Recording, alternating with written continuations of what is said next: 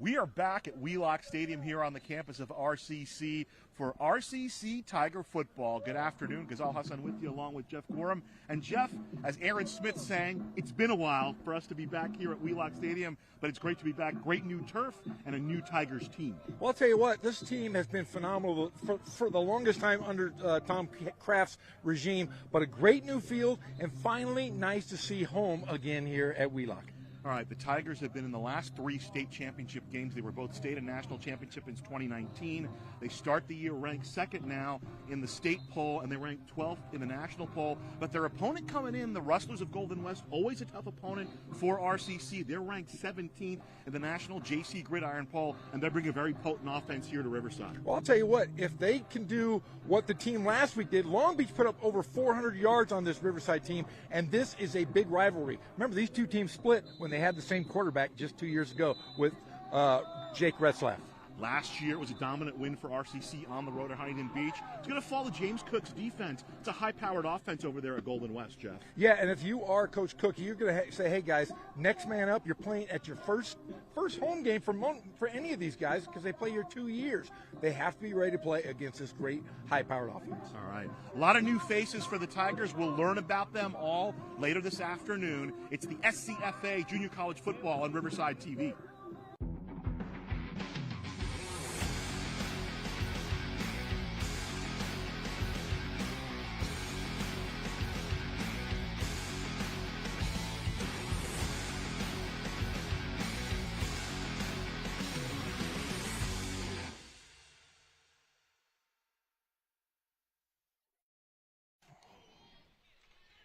Jad Othman delivers the kickoff and fielded at the 25-yard line by RCC, and that's where they'll start it off. The fair catch made by Josiah Cornwell out of Florence, Colorado.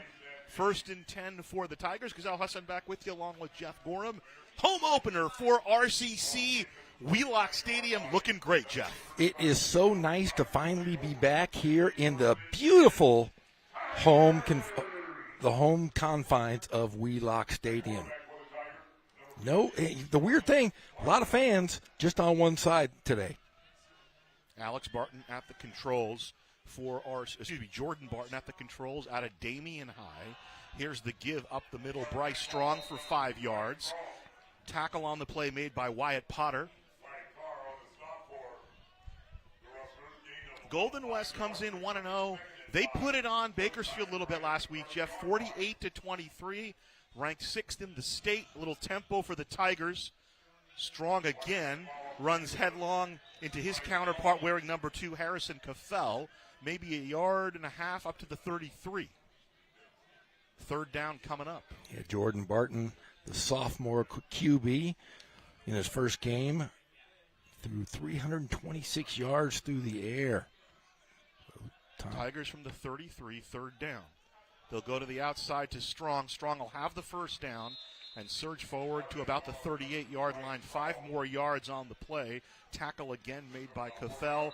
He's the sophomore out of St. John Bosco. Had 7 tackles last week, and the Tigers move the sticks. The Tigers coming out just running the football so far today, Ghazal. They haven't gone air Coryell or aircraft, I should say. Running that left side behind Douglas Talone and Simon Maivasa. Went to the air that time, and he gets wrapped up, meaning Jordan Barton, wrapped up on the play. Christian Patero out of Mater Dei making the tackle. We are back at Wheelock Stadium here on the campus. Lost back to the 31-yard line. So 2nd down coming up for RCC. The Tigers, it was a bit of a shootout last week at Long Beach City College, Jeff. 45-40, Tigers pulled it out. 2nd down from the 31.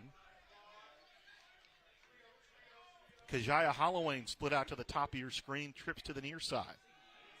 Barton, the comeback screen incomplete.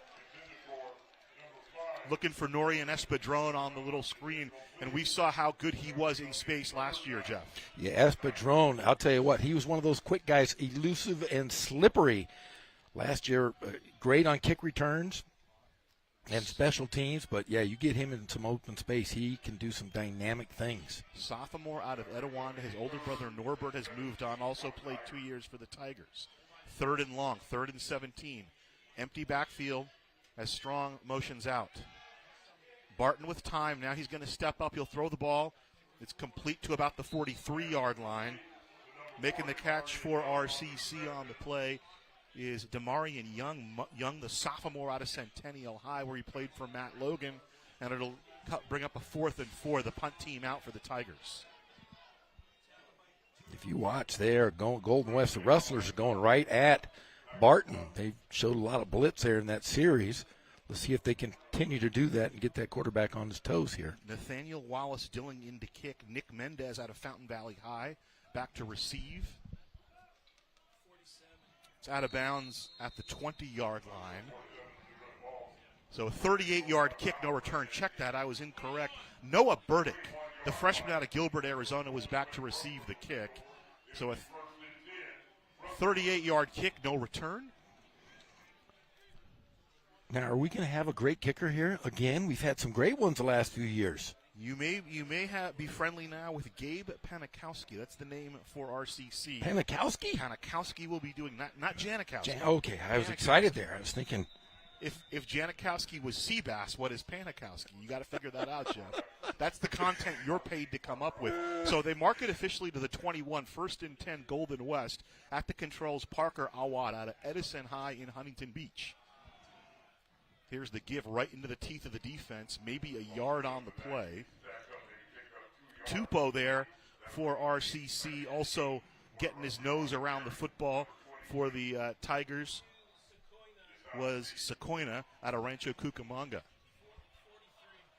Starting in the backfield, making the carry for Golden West, Jashawn Pete out of Grant High in Portland, a sophomore. So 4-yard gain up to the 25. And some movement up front and the shove and the flag. And only 3 up front for the Tigers, so they're going a little mid. Running those linebackers secondary. False start will back it off 5 yards. Isaiah Boger, Tony Alima up front for RCC, along with Avery Iosefahar, the front 3 for Tom Kraft. Actually, James Cook, the defensive coordinator for RCC. Standing up on the outside, Jacoba Fuamatu out of Mater Dei. So 2nd and 11. Good time for Awad. Looking over, pulls it down. He's got a man downfield, and it's complete to the 40-yard line.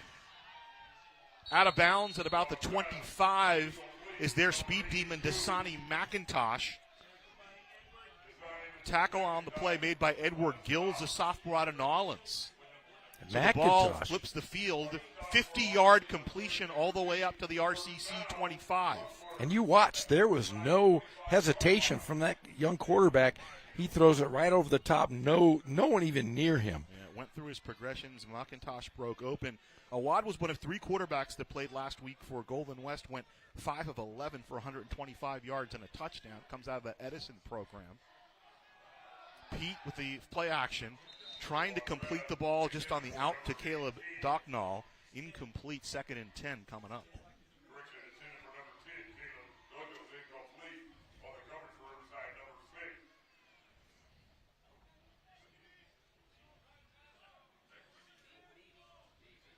Riverside now putting 5 on the line. 2nd and 10 from the Riverside 25. 3 receivers to the top of the formation. Docknall split out to the near side. McIntosh closest to the formation. Here comes the pressure. They'll dump it off to Docknall, and down he goes. Making the tackle for RCC, Leo Topu from John W. North.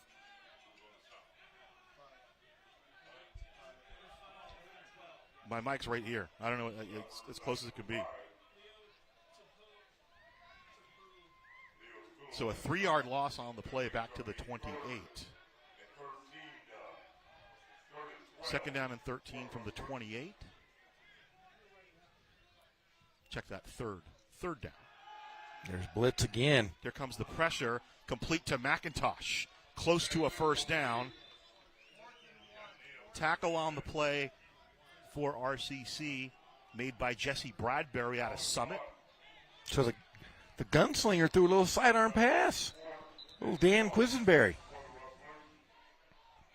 You know, Jake Reslaff played a year at Golden West before transferring to RCC. Maybe some of those skills translated to Awad. 4th and a yard. The big fullback gets the first down for Golden West. They bring in the lineman, Josiah Labar. He's out of Servite. First down to the 15.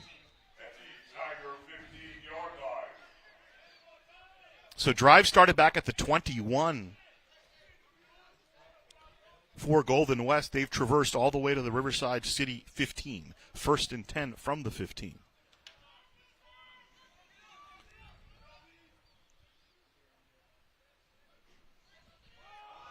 The give to Pete crashes for about 3.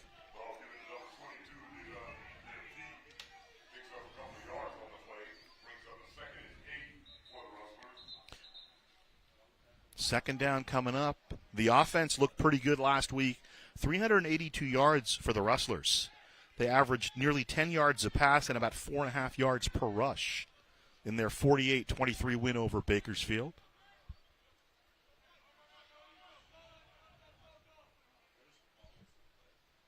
True Tanner to the top of the formation. 3 receivers to the near side. RCC players all pointing at Golden West, but then again, Jeff, when do they not? It's part of the process, right? You got a point, and they're going to say false start.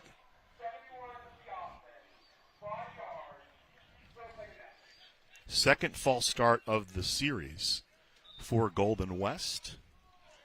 John Shipp, the offensive coordinator for the Rustlers. Of course, Nick Mitchell, their head coach. Teams played last year, September 24th in Huntington Beach. 58-21 win for Riverside City College in that one.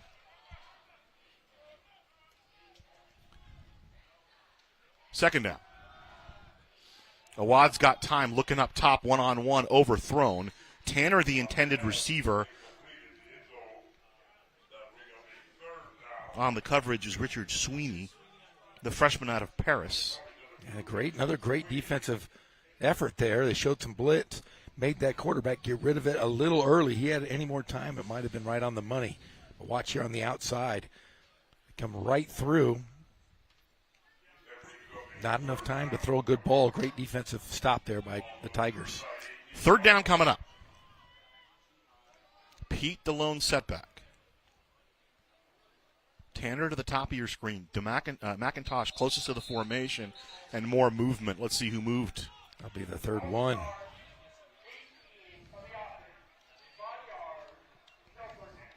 That was True Tanner, the receiver at the top of the formation, flinched a little bit, and our official Ted Thompson caught it. Thompson, the white hat. I know you and he played some basketball against each other back in the day. I put 40 on him. I heard it was 41. Probably. 3rd and 18. Jeff always made his free throws. Awad under pressure, throwing it through the hands of Tanner. Incomplete. 4th down coming up. So field goal team comes out. 41-yard kick coming up. Jad Othman is the field goal kicker for Golden West. Othman out of Huntington Beach High, the freshman.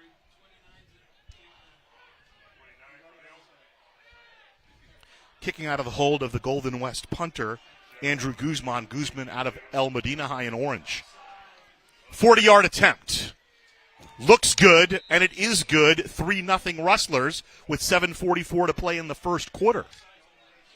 A little flag on the play. Let's see what that's about. Yeah, I think it's going to be offsides on that defensive end. 66-yard drive culminates in a field goal of 40 yards, and Golden West on the board early, 3-0. Well, if you are Riverside, you have to be happy with the simple fact is they gave away one solid, one home run pass, but since then they've shown blitz and shown rush on the quarterback. He has not been able to get the passes off in time because RCC has given him some pressure.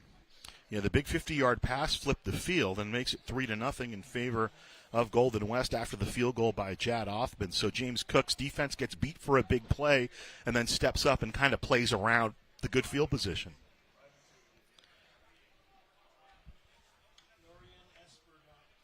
Espridron and Strong will receive the kick from Jad Othman. Second drive coming up for RCC.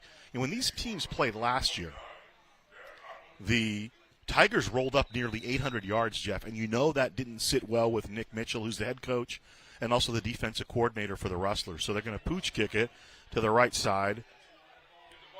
At the 32-yard line, it'll just be downed by RCC. So trying to avoid the big return. Short kickoff for Golden West. So the ball fielded for RCC by Omarius Berman. He's out of Conyers, Georgia.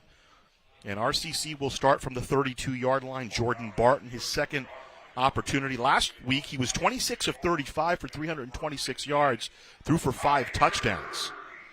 And last year when these two teams played, Riverside scored 17 points in the first couple minutes of that ball game, and it pretty much put it away from that point on. Golden West is trying to play catch-up, but RCC just too dominant offensively. 1st and 10 from the 32. Back to the ground game it is. Strong to the 35-yard line, 3 yards. Give him 2 yards on the first down play. A whole new offensive line for RCC. Couple of the guys from last year, Jeff, playing at some big places.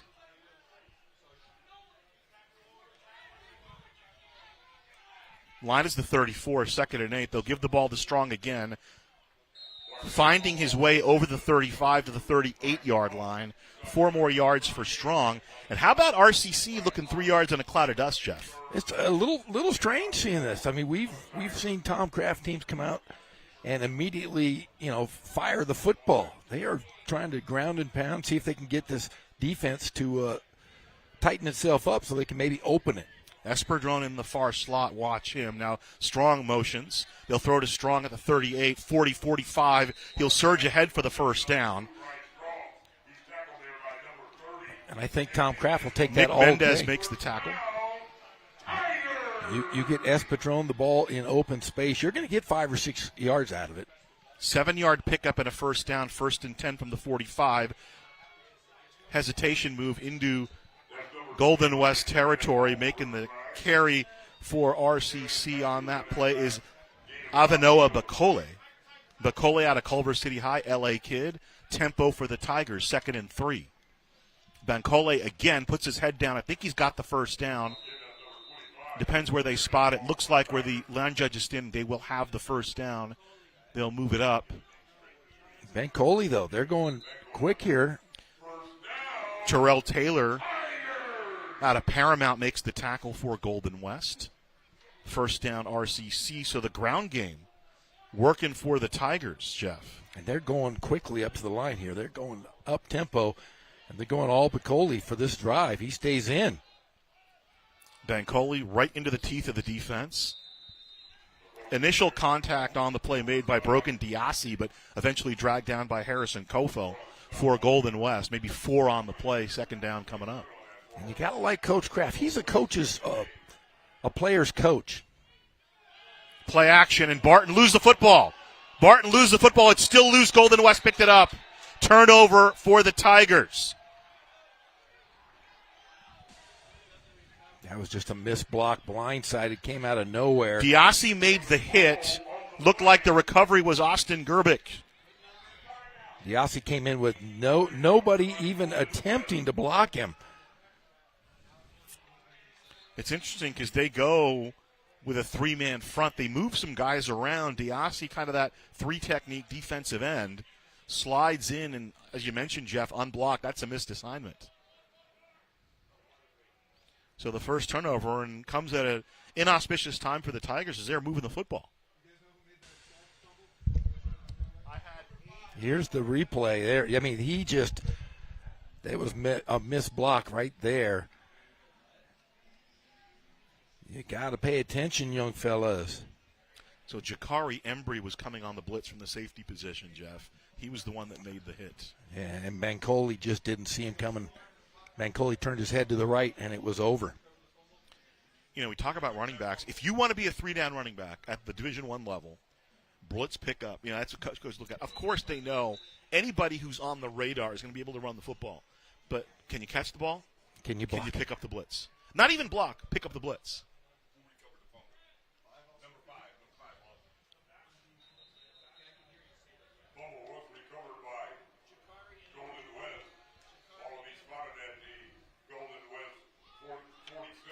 So good field position here for the Rustlers, as Jeff and I have to do other people's jobs for them here. Awad behind center, 2x2 for Golden West. McIntosh, remember, he had the 50-yard completion. He's in the lower slot. Second man through, strung out, carrying the ball for Golden West on the play. I like what Riverside is doing here. They are going full blitz package here. Three up front, those middle linebackers slipping through. Now they move everybody up. Ralph Eckachi is the tailback. He's out of Tampa, Florida. Tampa? Yeah. Eckachi out of the backfield with the reception up to midfield. Lowers the boom and close to a first down. First Tiger to him, Jesse Bradbury, the sophomore out of Summit. Played for our buddy Nick Matheny. So they'll move the sticks. A little more methodical. Look at the play again. Finds the running back out of the backfield. And just nice little run after catch. Sticks move up. Tick down to 4 minutes to play here in the first quarter. 3-0 Golden West. The Rustlers looking to go 2-0. Awad, empty backfield, looking down the field. Good one-on-one coverage, incomplete. Intended receiver down the field was Noah Burdick. Burdick, a freshman from Gilbert, Arizona, Highland High School. Couple of Highland guys on the roster for Golden West. A little bit of a pipeline there. Second down and 10. Another attempt trying to get rid of the football. He just doesn't have time to throw it. Riverside really getting in his personal space here early. From the Tiger 44 at second and 10. Three receivers to the bottom of the screen. Option, RPO. He'll throw the ball to the outside. It's complete and a first down. DeAndre Brim out of Compton Dominguez. The sophomore makes the catch. Advances to the 32-yard line, about a 12-yard pickup. First and 10. Golden West moving down the field. Awad now 5 of 9 through the air for 87 yards. First reception for Brim. Great offensive play there from Golden West just to move those sticks. From the 32, though. Last time, after that big play, the defense for the Tigers tightened up. James Cook, their defense coordinator, always has some ideas how to slow the other team down. Tanner split out to the near side. Brim in the far slot, split out to the far side is Dochnall. And it's interesting, you know, 3 penalties. Is it 3 or 4? 3 penalties, I think, on Golden West offense, all procedural. 4. So 3 false starts and 1 delay a game. Early season stuff you hope will get ironed out as you move forward. First and 15, line now the 37. Play action, Awad to throw. He's got time. Putting it up in the air, and it's overthrown. Looking for Tanner. On the coverage there, Jacoba Fuamatu out of Mater Dei. Now there's a bunch of Mater Dei guys on both squads here, but Fuamatu from Mater Dei in Santa Ana. There are a couple of Mater Dei Catholic guys out of Chula Vista as well on both rosters. So second and 15. You ever been to Chula Vista? I have. That's right near the border. 2x2 for Golden West. Handoff. Dancing at the 35 where he's taken down. First tackler there, Jesse Bradbury, helping out Leo Topu. Ball carried on the play by Ralph Eckachi out of Tampa. Topu, of course, out of John W. North. Bradbury out of Summit. 3 yards to the 37-yard line. Third down coming up. Another look at it. Bradbury been very active. He got a little bit of time last year, Jeff, but stepping up for James Cook in the defense this year. 2-by-2.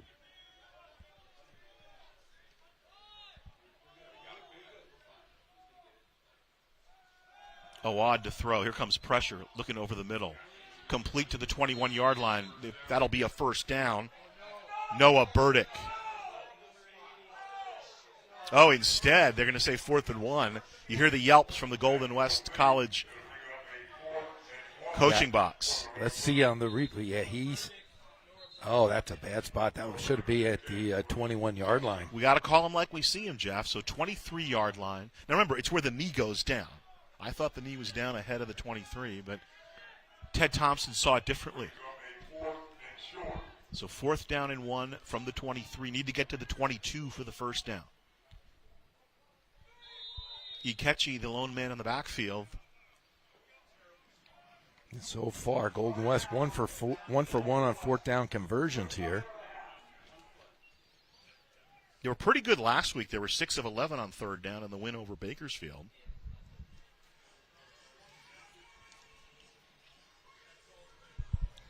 There's the huddle. Nick Mitchell, the head coach. John Shipp, the offensive coordinator, longtime Orange County guy. Fountain Valley High guy. You notice a handful of players, Golden West, from the Barons of Fountain Valley. Are they the Barons? Yeah, Fountain Valley Barons. They were. Maybe they changed it. Oh, that's a great name. Yeah, I didn't know I think it's a great name, too. That's a great one. Just like the Monsoons are one of your favorites as well. Mayfair Monsoons, yeah. I remember when I moved to California, and it was Fountain Valley High, and my friends were from Huntington Beach. They made fun of Fountain Valley High. They called it Sweet Fountain Valley High. So for many years, I thought the Sweet Valley High book series was based on Fountain Valley High. You know, Michelle Pfeiffer went there, so it makes sense, right? She went there? Yeah. Class of 78. At Sweet Valley High? A few years Was before she in the graduated. books? Did you ever see the character of when you read those lovely young ladies' books? Aren't they young girls' books? Awad with a 1-yard gain. And my sister was a big fan. Okay, sure. Yeah. Sure. I was trying to encourage her to read. I liked her to read other stuff, but she was into the Sweet Valley High stuff. I think it was a TV show, too, at some point. Well, apparently you know. I mean, you're Well, there's a whole Riverside connection. We'll get into that later. Through my buddy who I think you should know, but you say you don't know him. I know He was a him. North guy when you were at Ramona. Ahmed. Ahmed, He has yeah. 2 first names or 2 last names. Named so nice and named him twice. 1st and 10 from the 21.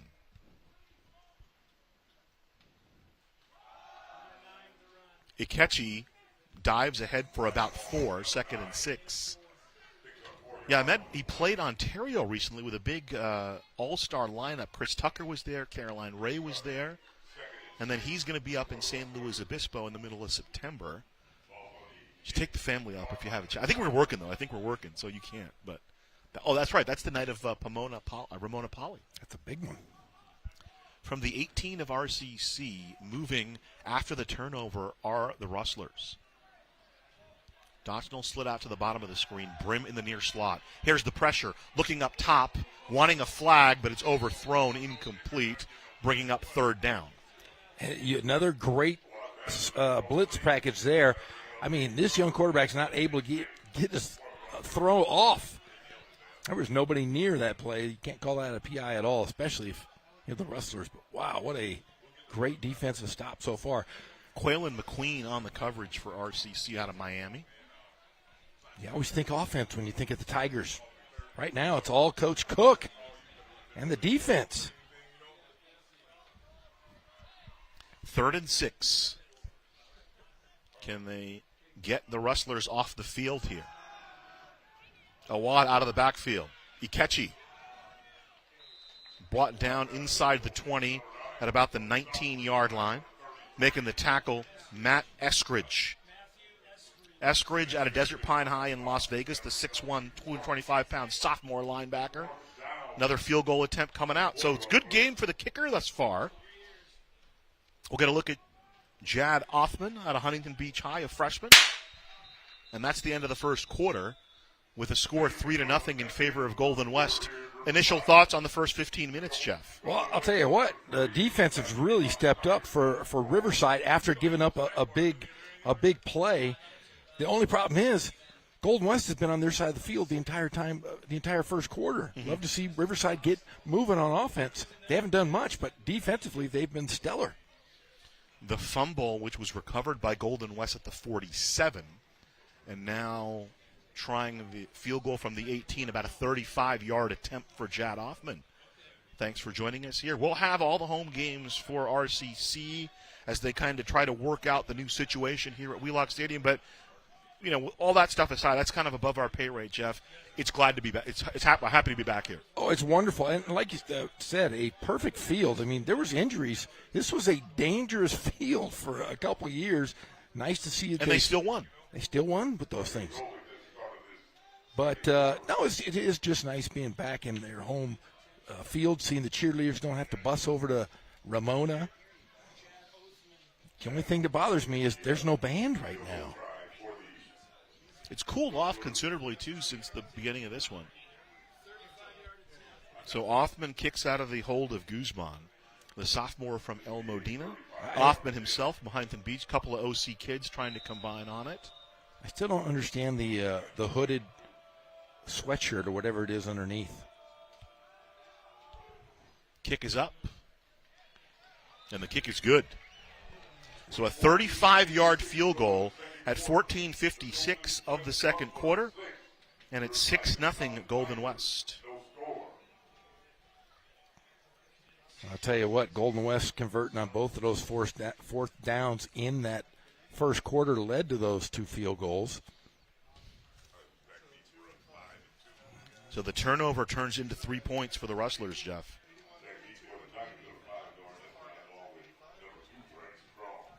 But a pretty quick first half, I would say, for. Yeah, moving right along. I mean, all the running for the Tigers. Get a look at the huddle, defensive huddle. That's James Cook, one of the smartest men in football. Do you know why I say that? Is he good at math? We both graduated at the same university. Oh, yeah. He's an anteater. UC Irvine, for those who don't know, is a football powerhouse. Yeah, so I was just going to say. That was my next Darren question. Fells played in the NFL, despite the fact that Irvine doesn't have a football team. Beat that. That's impressive. How did that happen? Othman again, the short kick. Fair caught at the 29-yard line for RCC, and that's where they'll start it off. Making the fair catch, Josiah Cornwell out of Florence, Colorado. I'm a fan of the lob kick. I think that's a great. If you can have somebody who can do it, that's a great weapon. It's like kind of the alley-oop without the dunk, right? I mean, if you were fast enough, you can run and grab it. If you can kick it high enough.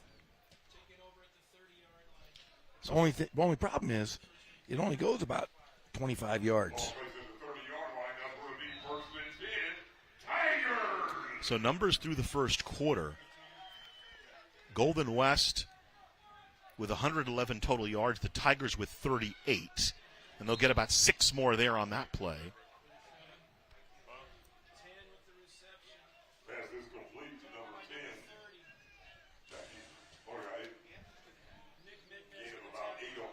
Jaquez Modica with the reception. He's out of Smackover High School in Smackover, Arkansas. And there's that blitz again. They've come and got taken care of Riverside. The big fella moving through there for Golden West, Khalil Jackson, the sophomore out of Christian High in Montgomery, Alabama, and down goes Jordan Barton, and it's third down. That is twice Jordan Barton has gone down by missed coverages, and there's just nobody there. Espadrone split out in the near slot. Heading in motion is Bancoli. They'll throw to Espadrone, 35. He'll dive forward, almost go down immediately. Wyatt Potter on the coverage, and it'll be fourth down.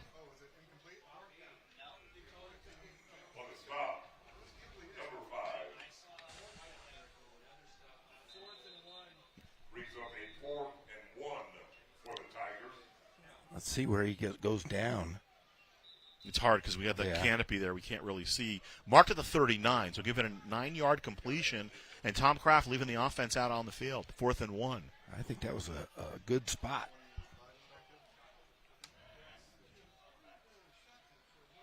Bancoli first down, puts his head down and slices up to the 45-yard line. A 6-yard pickup on the play. Potter in on the hit, along with Kamon Sue, the sophomore from Mililani High in Honolulu. And Bancoli has been the spark plug so far for this running game of RCC. Been pretty good. Kraft going right at him again. To the 45. Barton stepping up. There's pressure over the middle. Complete to Hollowayne. Kajaya Hollowayne to the 38-yard line, where he's taken down by a combination of Embry and Marquise Brown. So a 19-yard pickup. Remember, Hollowayne was a quarterback at San Jacinto for your good friend Eric Galliano. That's right. He was at UCLA and then decided to bounce back to RCC. Makes a nice play there. There's the hit first coming in from Marquise Brown. 1st and 10 from the 38 for RCC. Barton on the roll. Out of the backfield to the tight end, Connor May. May lit up, but he gets to the 36-yard line. Couple of yards on the play. Same first name as your eldest son. I'll tell you what, Connor took a shot. But see, tight ends are tough guys, aren't they? They're supposed to be able to take those hits. They're the guys you send through the middle. Another look at it. May gets lit up. Is that Potter? 2nd and 8. Over the middle. Complete. Breaks one tackle, stays on his feet, puts the hand down, and finally wrestled down. That's Jacques Deze Medica. He said the knee went down. I don't think so. I know I'm a 52-year-old blind guy, but let's look here on the replay. I thought he got the hand down because it's the knee. Oh, yeah, I guess he did. Good call. I am blind. He did get the knee. 3rd down and 4 from the 33. Still 3rd and manageable. Modica with the reception. Barton, time. Makes a point to Espadrone, who reels it in. Touchdown, Tigers. Puts it down inside the pylon. 33-yard strike from Barton to Espadrone. Just like that, 6 apiece. And Barton had all the time in the world. He took a shot right as he let go of the football, but a perfect strike to the slippery one, Espadrone.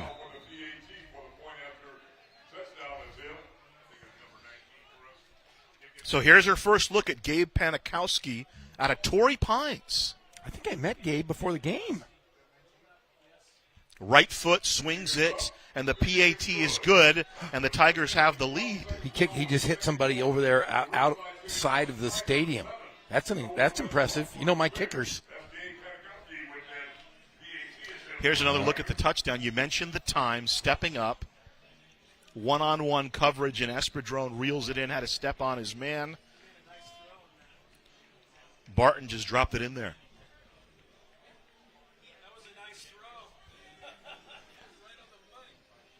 So we saw the form. Barton threw 5 touchdowns last week, Jeff. Another angle here. And watch him get hit right as he throws the football.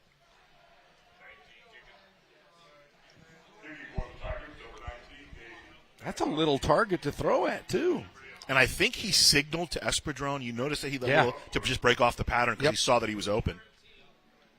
All right, here's my new favorite kicker.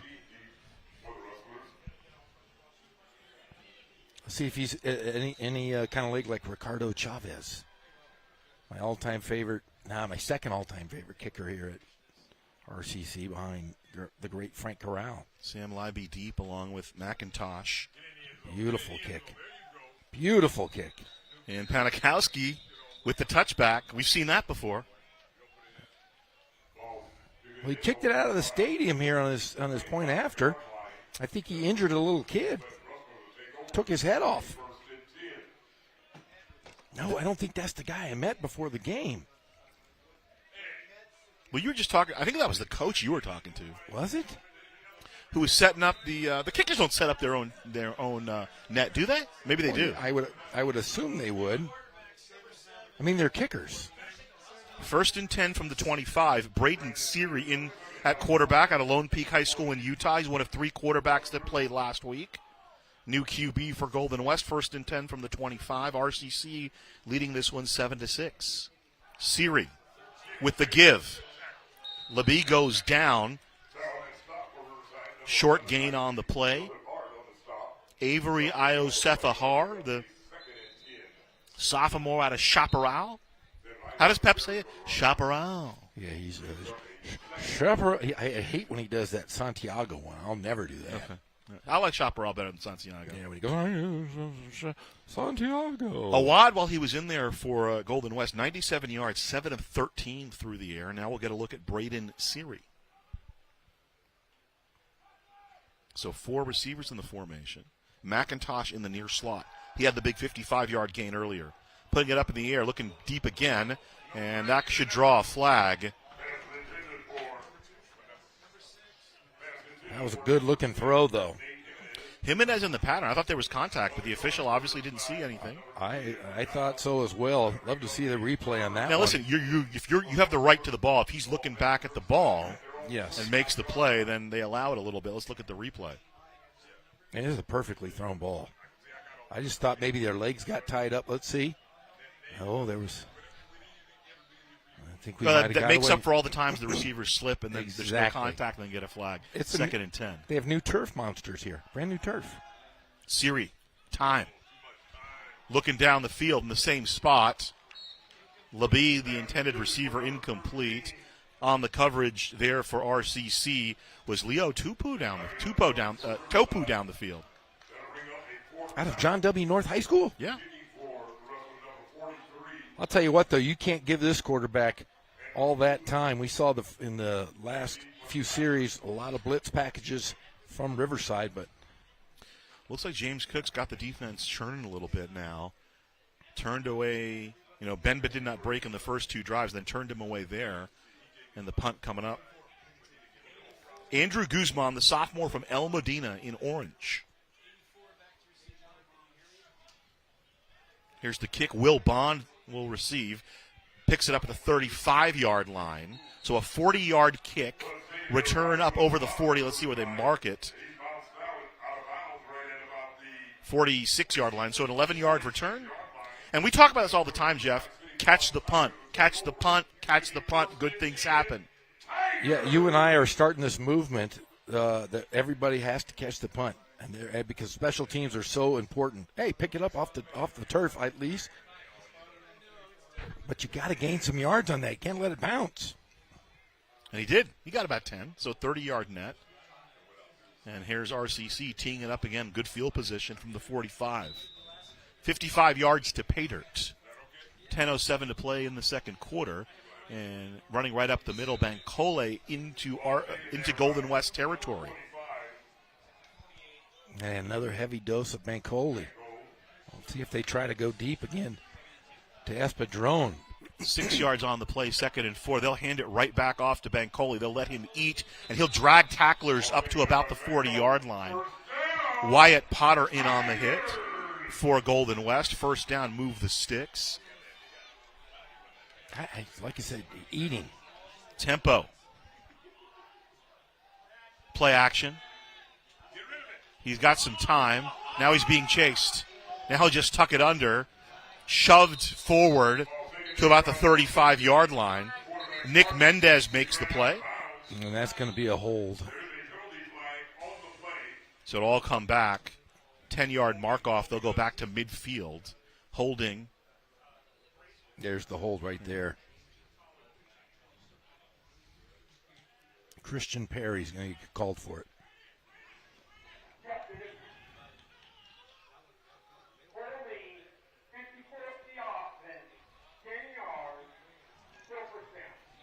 Look at that. So 1st and 20, they'll move it back to midfield. It's a good time to take a shot, maybe, Jeff, here? Yes. Anytime's a good shot when you're Coach Kraft. Jesse Campbell split out to the bottom of your screen. He's the freshman out of modern-day Chula Vista. We were talking about him a little bit earlier. Right next to him, Espadrone. Bancoli in motion, so empty backfield. Barton, here comes the pressure up the middle. Trying to get flushed out. He gets flushed to the outside. He gets to the original line of scrimmage, and he'll slide down inside the 35-yard line after about a 15-yard pickup. And Barton there showing some legs.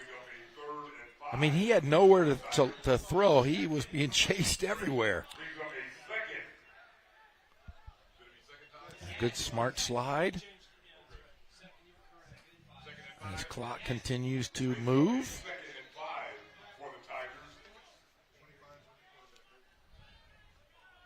DeAndre Edward at an Nanuet, New York, to the top of your screen.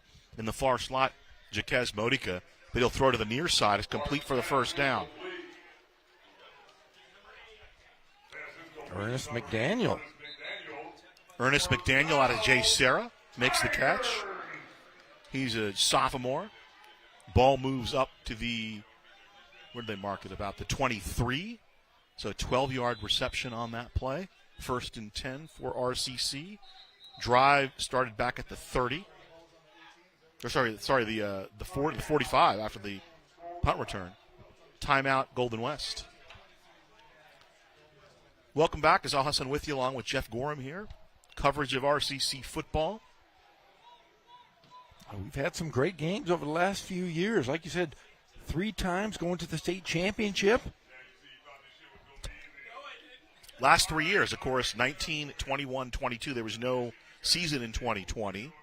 They won the championship in 2019. Each of the last 2 seasons lost a tough one to City College of San Francisco in 2021 at Mount Sac, 22-19. And then they played the Monsoon last year. And plus, College of San Mateo, pretty good football team. But you look at the polls now, Jeff, as you got to look at the Tiger sideline. RCC ranks 2nd in the state poll. Golden West is ranked 6th. And then Brad Hoy sits dirty 30. 14 California teams in the top 30, Jeff. 7 from Southern California. RCC 12th. Golden West 17th. You also got Ventura checking in at number 5. Next week's opponent, El Camino, checking in at number 7. Fullerton at 21. Mount Sac at 19. I mentioned Golden West at 17. And Citrus College rounds out the top 30. Want to shout out a friend of ours. A friend? He's moved on. What do you mean? Nico he Del died? Valle. No. Oh, okay. No. He moved on. You Sam scared me. Zeus, the bones of Zeus. No. Nico Del Valle, who worked for us for many years, helping us out here at RCC, was a good friend of the Riverside TV team, as it's complete to Bancoli at the 25, and he's taken down right there. So short gain, Christian Pitero with the tackle, the freshman out of Mater Dei. And, just professionally working with Nico, he would set up the press box. He would get us everything we needed, so we want to make sure we let him know how appreciated he is and wish him luck at his new place of employment. Yeah, you said he moved on. I got scared. I think I spoke with him recently. Barton holding it onto it, gets shoved out of bounds at about the 10-yard line. Harrison Kofel kind of escorts him over the sideline. They'll mark it to the 11, a 13-yard pickup. Have you noticed that there's been a couple, celebrities that have said they say they're died, but they don't. They're not dead. Have you ever seen those? It's recently. Oh, the internet is horrible. Yeah, the now. internet. All these rumors, right? Oh, that's what you had me scared. Well, Nico's a young guy. That's what I was. Not like us. Oh, Nico. There's Barton doing it with his feet. I was going to call his mom. I was really worried there for a minute. Barton, 10 of 11 through the air, 100 yards. Attempt number 12, and instead he'll step up and go down inside the 10. That's a rough way to make a living if you're a quarterback. Brogan Diassi brings him down. That was a big hit. Shaking the cobwebs. Barton now 6 carries for him, 13 yards. See, my son wants to be a quarterback, but I'm worried when I see a hit like that. Luckily, he's 7. I got a lot of time. Bancoli up the middle. Bancoli puts his shoulder down. Is he in? They're going to say down at the 1-yard line. So 8 yards on the play. So it'll be 1st and goal from the 1. Bancoli stopped. Nice play made by Pitero.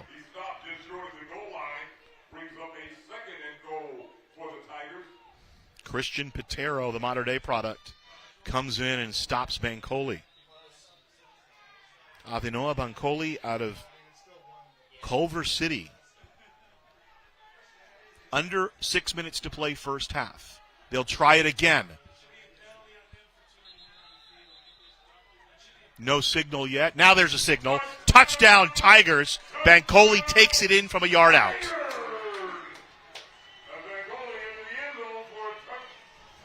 And Coach Kraft giving it to his young man. I like coaches that do that. They work hard. You give them the pay dirt.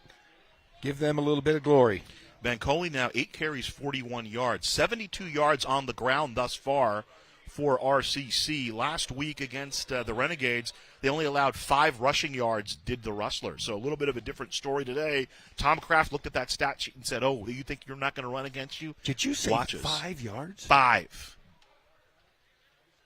Prior to the snap, there was a timeout by Golden West. Wow. Timeout of the half. So no touchdown. Why didn't he say that then? I don't understand.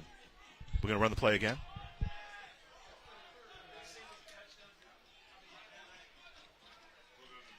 So Nick Mitchell's going to ice Tom Kraft before the snap. I don't know if with you the want to do timeout. that. Now, normally, maybe that was why there was so much confusion on the touchdown. Well, you know, there was guys running in and out off the field. I thought it was a penalty because they had too many guys, because there was 2 guys 10 yards still on the field running off when the ball was hiked. It should have been. Hey, early in the season, so you're going to have things happen, whether it's the players, the officials, or the broadcasters. So, you know.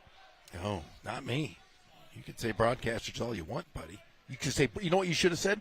Broadcaster. Not plural. So 2nd and goal, we'll restart it. No touchdown. Drive started on the 45-yard line of RCC at 10:07. Ball is being played at the 1-yard line where the ball was snapped from at the prior to the timeout being called. Ted Thompson talking to us. The second down from the 1-yard line. Who did he played for? Poly? When you dropped 41 on him, who was he playing for? I think he was playing for Damien. A lot of Damien guys in there. Yeah. So Demarion Young split out to the top of your screen. Ernest McDaniel next to him. 2nd and goal. They'll give it to Bancoli again, and this time there is no doubt. Touchdown RCC. Avinoa Bancoli takes it in from a yard out. 13-6 Riverside. So we did it all over again. I like how Tom Kraft went to the same play, basically.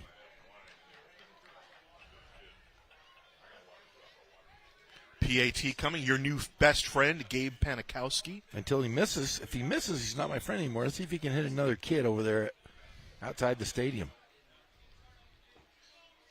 Good job by the holder to get that one down. And another epic kick. They actually have a guy catching it back there. So Panikowski off to a good start. He is 8 of 8 on PATs to start the season. Let's get a look at that drive. Here's the touchdown. Bancoli squeezing in, and 14-6 as the Tigers starting to take control a little bit. Golden West, you can bet they had it circled, this game circled on the calendar. Although the teams played last year, RCC rolled up 728 yards in that game, Jeff. I watched it. It was impressive. They were scoring all over the place. After an early advantage for Golden West now, RCC, remember I think it was 111-36 since then. RCC has gained 137 yards. You know how many Golden West has gained? 7. Same as you and I. 0? A donut? James Cook got mad. Don't make him mad. No. No one put James Cook in the corner. Yeah, he's such a mild-mannered guy. I don't think James Cook gets mad. I bet he does. Another good kick. Oh, man. I might have a new best friend. And his name's not Ghazal Hassan. Gabe Panikowski. Gabe Panikowski might be my new best friend.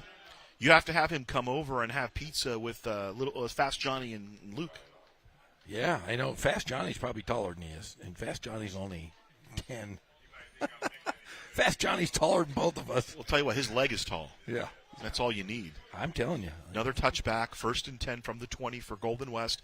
5:48 to play here in the first half. Jeff Gorham and Ghazal Hassan with you, hanging out at Wheelock Stadium. So good to be back at Wheelock, Jeff. Oh, and the visage, as you say, at the midfield. The painted tiger visage at midfield. I love it.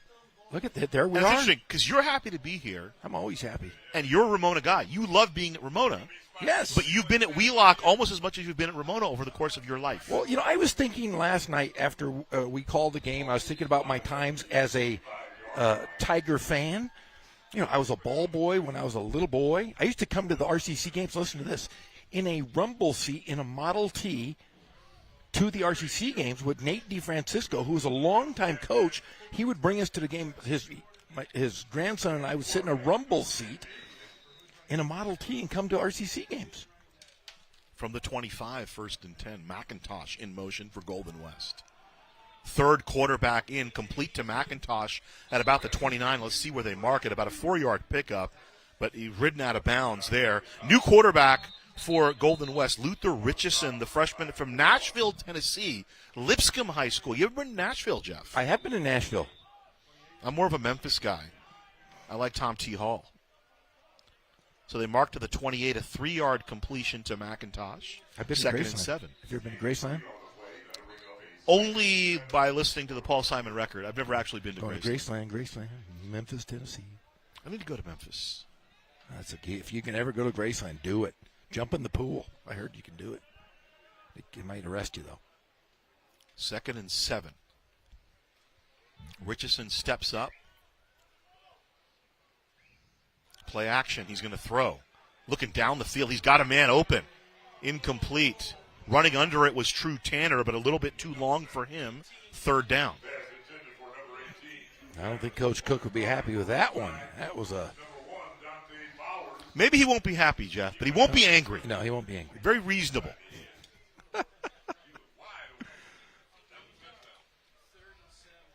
Maybe it could be melancholy. Maybe afflicted, but not angry. I think he can be melancholy. I'm sure he gets melancholy. We all do. 3rd and 7. Line is the 28. Richardson looking, throwing, completing. Tight end makes the catch. Jake Troxel. He's out of Ramsey, Indiana. North Harrison High.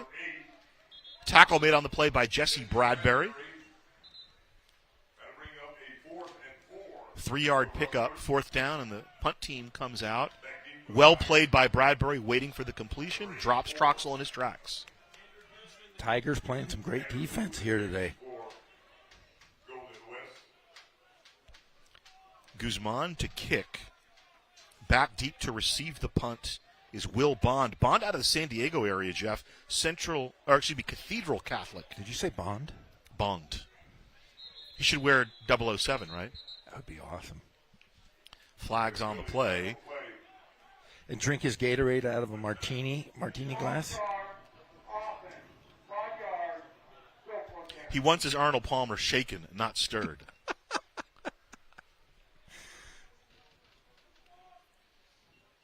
From the 26 now, 4th down. Last punt went 40 yards. Here's the kick. Bond will field at the 35 and he'll let it go. It'll bounce dead at about the 40-yard line. 34-yard kick, no return. 1st and 10, RCC.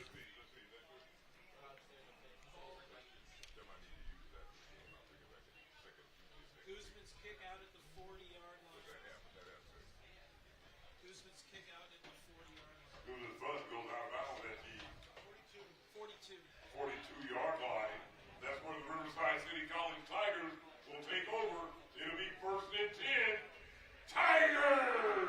14-6, Tigers here against the number 6 team in the state. RCC comes in ranked 2nd in both state polls. They even got a first-place vote, Jeff. Barton over the middle. It's complete. Espadrone with the catch. He's do-si-doed down by Jakari Embry. No, instead, I'm sorry. Man on the tackle, Marquise Brown. From the 40-yard line, 18-yard pickup. Barton to throw again. Tucks it under. He's going to go straight for the marker and saunter out of bounds at about the 20. Playing with fire a little bit there was Marquise Brown. He's got to remember, if he's giving himself up, you got to be careful. Those flags come out awful quick. First down, Tigers. So a 20-yard pickup to the 20. A 20-yard gain on the play. And Nick Mitchell's defense started off looking pretty good, Jeff. They'd really kind of held the Tigers in check, but Riverside has opened it up a little bit. They're already up 14-6. Barton, the quick throw, playing the quick game to Espadrone, just sitting down in the seam, combining on the tackle. Nick Mendez and Davis Thacker for Golden West. The gain to about the 12, second down. Ticking towards 2 minutes to play. RCC and Golden West. Home opener for the Tigers. New turf. Who dis? 2nd and 2. Barton throwing. Nice play. Thacker knocks it down, takes a touchdown away from Jesse Campbell. Yeah, Thacker, very athletic move there. Coming out of nowhere to getting his hand in there. Thacker out of Boise, out of Meridian High. Played in the game last year between these two teams, had 5 tackles. Fumbled snap, keeping it is Barton. He'll get the first down. He'll have the touchdown. Jordan Barton to pay dirt. Touchdown, Riverside. What a great run. What a toughness. He said a broken play, and he just makes something out of nothing.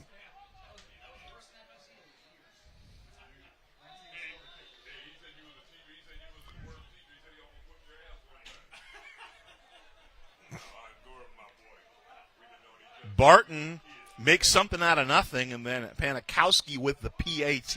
He is 3 for 3 on the game, 9 for 9 on the season, 21-6 RCC. He hit the scoreboard, Gazal. I mean, you gotta be excited for the big things, like that right there. What a great run! You're all of a sudden you're Frank Costanza. You're amazed by Panikowski's feats of strength. Hey, it's Festivus early for you, Jeff. He hit the scoreboard. I haven't seen many guys do that. Oh, I'm telling you. 58-yard drive, minute 30. That's the old Tigers back. 90 seconds to go, nearly 60 yards.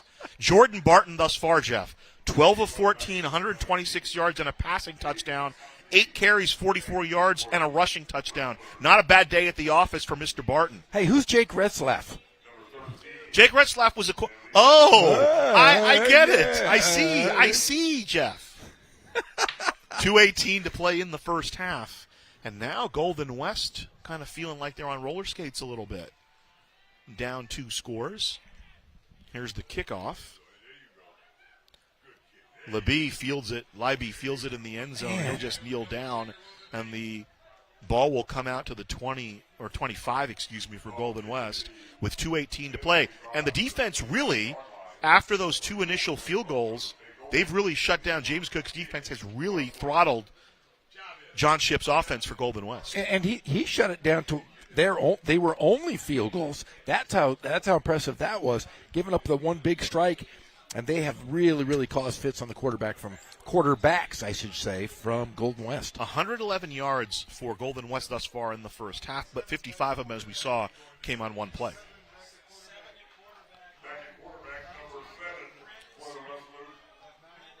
Is this another quarterback? No, they go back to Siri, Braden Siri. They're in a little trouble, so they're asking Siri what to do. I had that one in my back pocket for a few minutes there. 1st and 10 from the 25, Siri to throw. Flings to the outside. Complete to Tanner. Out of bounds to the 30. 5-yard pickup on the play.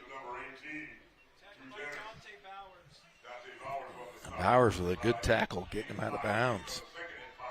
Bowers out of Liberty High in Henderson, Nevada, the Vegas area. Under 2 minutes to play first half.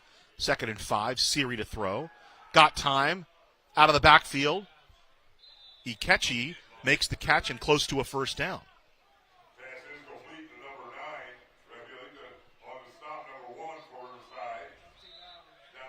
Bowers again with the stop there for the Tigers. So first down, the sticks move up. Clock stops momentarily until the ball is snapped. 1st and 10 from the 35. Siri running the 2-minute offense. Here comes the pressure. He's looking downfield, and it's picked off. Intercepted by RCC. Making the pick, our friend Kevon Baptiste out of North. Local kid from Riverside, Kevon Baptiste makes the pick. A turnover for the Rustlers. And this could be huge if the Tigers can convert, but that is just thrown right to him. Siri looked like he went through his progressions, throws the ball, maybe a little bit overthrown, and there's Batiste playing center field. Looked like he threw it right to him. I think the receiver was supposed to move in a different direction, ran the out when he was supposed to run the in, and the pick by Baptiste. Returned all the way to the 29-yard line of Golden West, so a key opportunity here. And again, James Cook's defense, Jeff, really tightening the screws here. They are really taking care of business, and I'll tell you, if Tom Kraft can get this offense and put up another one here right before halftime.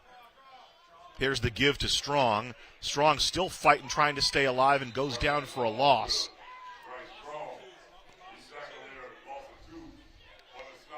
Nice job by Patero. He had a hold of the jersey to kind of keep Strong from advancing before help showed up. 2-yard loss, 2nd and 12 coming from the 31. Barton. Play action, pumps, pulls it down, and Strong out of the backfield is the outlet. Down at the 20-yard line. Providing the resistance to stop him was Kentrell Omar out of Paramount.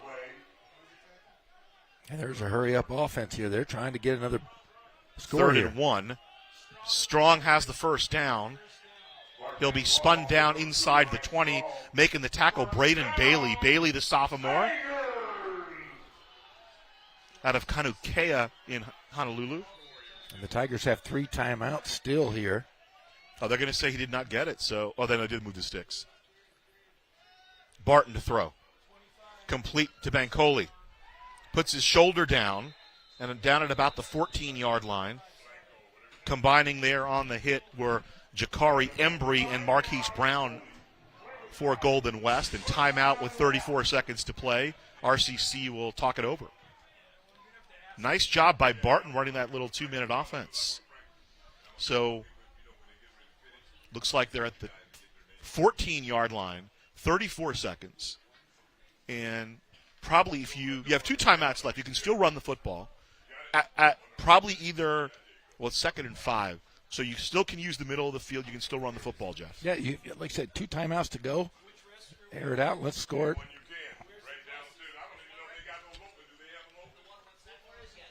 There's a look at Tom Kraft wearing his orange shirt today. What a run he's had here at RCC. Nice to see some of these renovations getting done.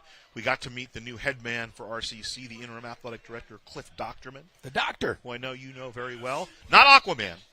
No. Not Spider-Man. Not Superman. Dr. Man.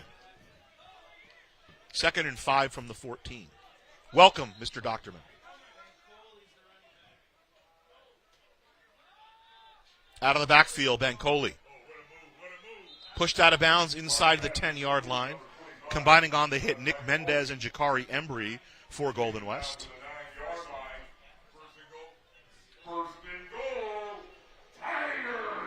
So first down to the 9. 29 seconds to play. 2 timeouts left for RCC. They'll keep it on the ground. Bancoli driving, stopped at about the 7-yard line.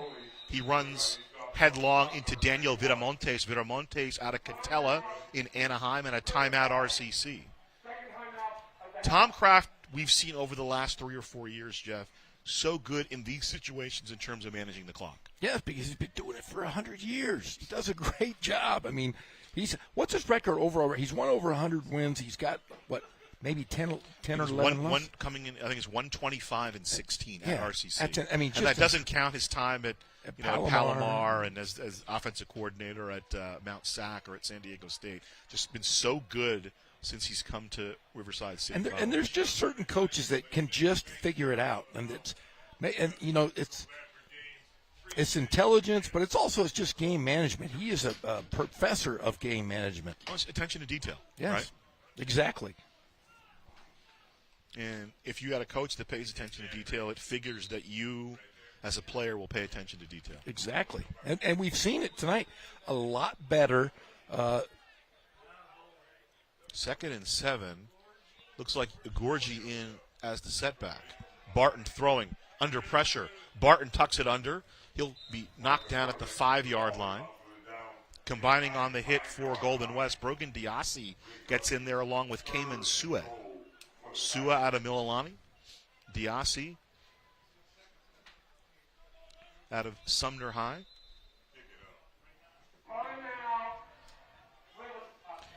So 2 seconds left, the last time out. What do you do here? You go to the end zone, you kick the field goal. Kick the field goal. Second timeout. 30-second timeout. So here comes Jeff's new best friend, Gabe Panikowski. You guys, you know what you guys are like? Remember Davy and Goliath? Davey. Yeah.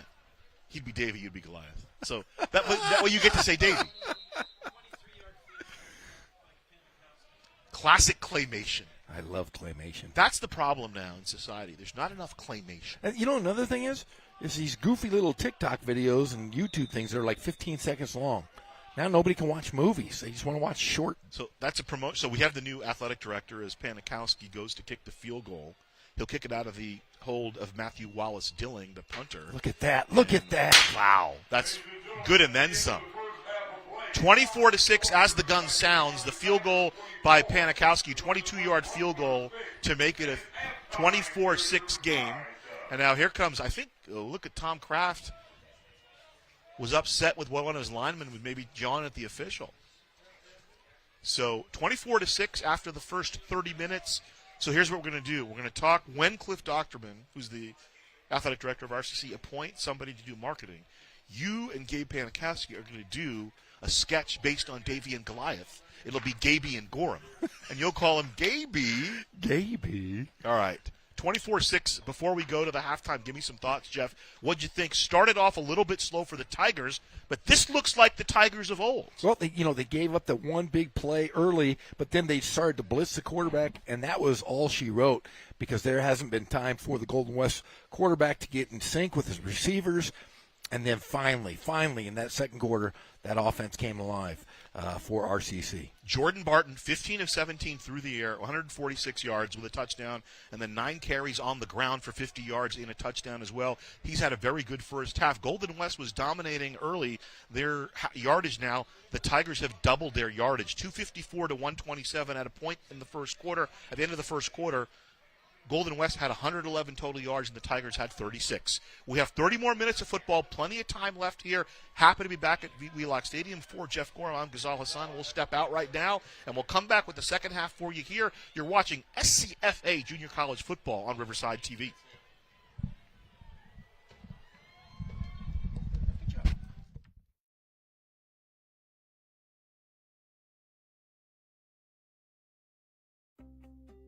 If you like architecture and history, then don't miss the Doors Open event in Riverside. Many buildings, some which aren't normally open to the public, will open their doors for a look at each one's unique history. Doors Open is free to the public, so visit doorsopenriverside.com to see participating locations. And don't forget to use the hashtag DoorsOpenRiverside to tag us on social media.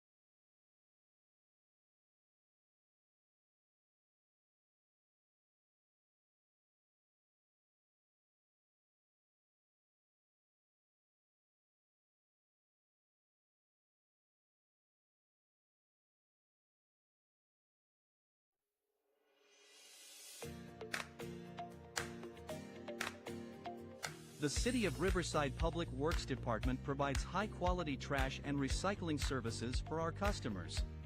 Our convenient curbside trash collection services help promote a clean and healthy Riverside.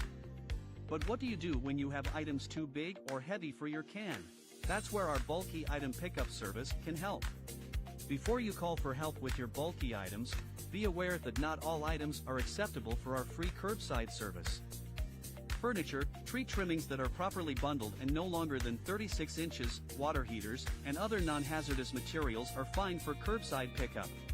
Appliances containing Freon such as refrigerators, freezers, and room air conditioners may also be picked up curbside by separate appointment. Unacceptable items include hazardous waste, antifreeze, paints, filters, and tires. We also cannot pick up electronic waste such as computer monitors and televisions, or fluorescent bulbs and household batteries. Construction or demolition materials such as scrap wood, metal, concrete, doors, and drywall are also not accepted. These items may be dropped off in person for no cost at the Agua Mansa transfer station or at one of our Clean Up Riverside events. For more information and the current schedule for these drop-off events, please visit riversideca.gov/cleanupriverside or call 951-826-5311, your one-stop shop for city services. To schedule a bulky item pickup, first call your service provider for an appointment. On the day of your appointment, please make sure that your items are curbside by 5:30 a.m. You may have up to 5 items picked up at each service call. If you have an appliance containing Freon, please call the Appliance Recycling Center of America at 1-800-654-2722 for your free pickup appointment. RPU customers may even qualify for a rebate. Visit riversidepublicutilities.com for information on current residential rebate programs. To find out more about the City of Riverside Trash Services or our Clean Up Riverside events, visit the Public Works website at riversideca.gov/publicworks.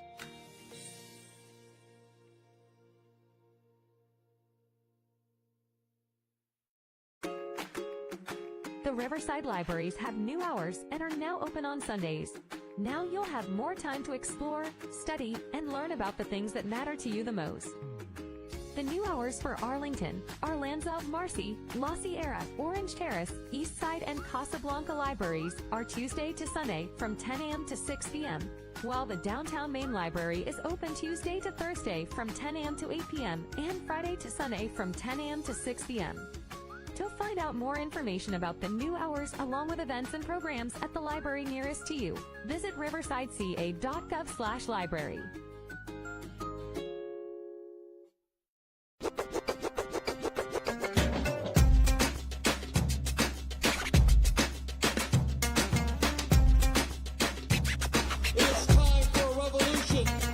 I'm Cheech Marin, and we're inviting you to reserve your spot for the inaugural showing of Cheech Collects. So get your tickets today. We're looking for you.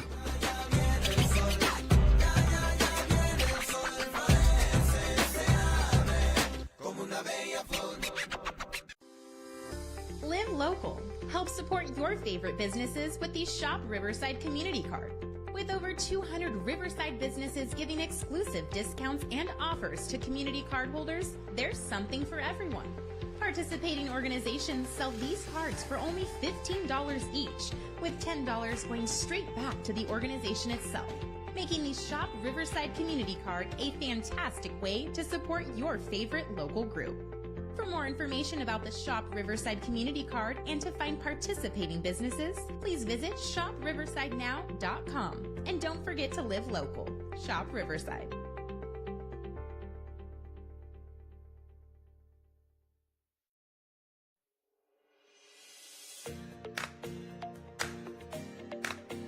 The City of Riverside Public Works Department provides high-quality trash and recycling services for our customers. Convenient curbside trash collection services promote a clean and healthy Riverside.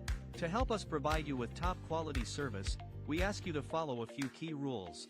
When placing your trash containers for pickup, please observe the following.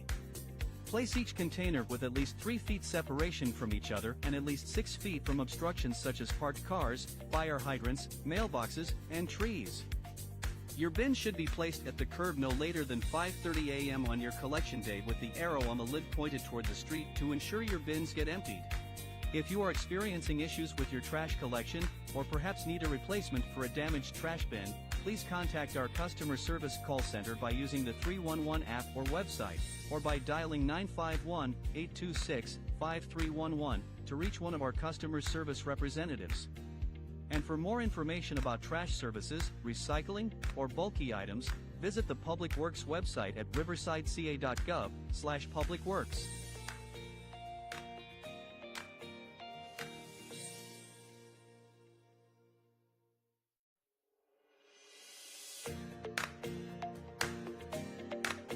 The City of Riverside Public Works Department provides high-quality trash and recycling services for our customers. Convenient curbside trash collection services promote a clean and healthy Riverside.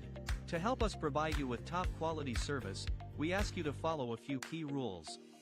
There are 3 different containers for your trash. The blue bin is for recyclables and should only be used for clean recyclable materials such as aluminum cans, cardboard, glass bottles, plastics, and styrofoam.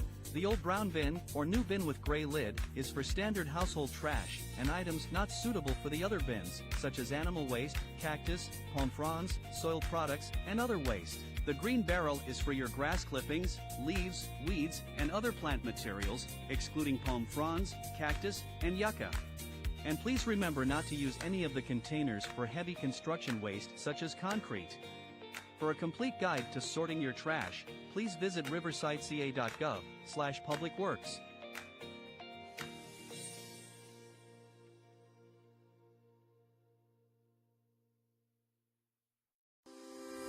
Live local. Help support your favorite businesses with the Shop Riverside Community Card. With over 200 Riverside businesses giving exclusive discounts and offers to community card holders, there's something for everyone. Participating organizations sell these cards for only $15 each, with $10 going straight back to the organization itself, making the Shop Riverside Community Card a fantastic way to support your favorite local group. For more information about the Shop Riverside Community Card and to find participating businesses, please visit shopriversidenow.com. And don't forget to live local. Shop Riverside.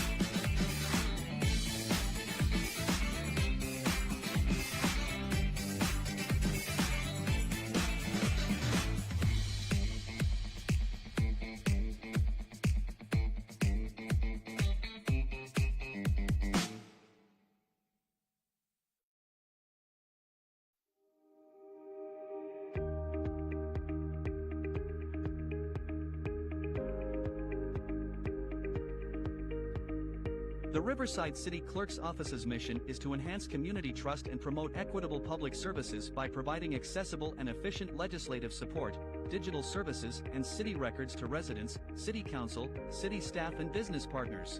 We prioritize fiscal responsibility and adapt innovative services to meet the ever-changing needs of the community. We strive to provide residents and businesses with responsive and optimal services. So what does that all mean? Our lean and high-performing team is divided among 3 important functions: legislative, administrative support, and resident services. Besides working as a partner with every city department, the city clerk's office is responsible for many public-facing duties such as our passport acceptance facility. The passport team averages over 6,000 applications processed annually, making us the most widely used and highest-performing passport facility in the region. As the keepers of the city's legislative historical record, we are the go-to office for public information requests. On average, our office fulfills over 1,600 requests a year with a 3-day average response time, much faster than the 10 days required by state law. Every 10 years after the U.S. Census, the city is required to redraw its ward boundaries to ensure equal representation, and the city clerk's office is an integral part of that effort. In 2022 and 23, we hosted and attended 40 community meetings to gather input from our residents on how we should reshape Riverside. Visit ReshapeRiverside.com to find out more about this process and to learn about Riverside's new ward boundaries. The city clerk's office is also responsible for municipal elections, as well as the onboarding and swearing in of all newly elected council members and newly appointed board and commission members. Our office processes all applications for new members and provides annual training for the city's legislative bodies. We provide staff and legislative support for 8 of the city's 18 boards and commissions. The city clerk's office also provides agenda processing for city council and committees, as well as the boards and commissions that we support, averaging over 200 agendas processed per year. As the City of Riverside's filing officer, the city clerk is responsible for processing financial disclosure forms for public officials as well as routing contracts for execution.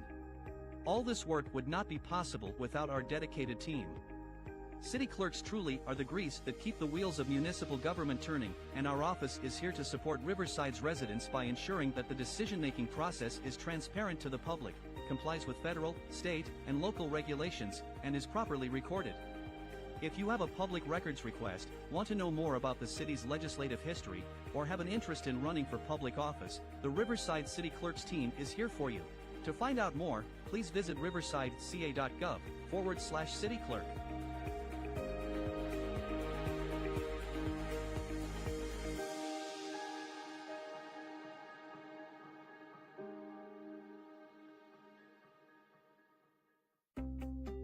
If you like architecture and history, then don't miss the Doors Open event in Riverside. Many buildings, some which aren't normally open to the public, will open their doors for a look at each one's unique history. Doors Open is free to the public, so visit DoorsOpenRiverside.com to see participating locations. And don't forget to use the hashtag DoorsOpenRiverside to tag us on social media.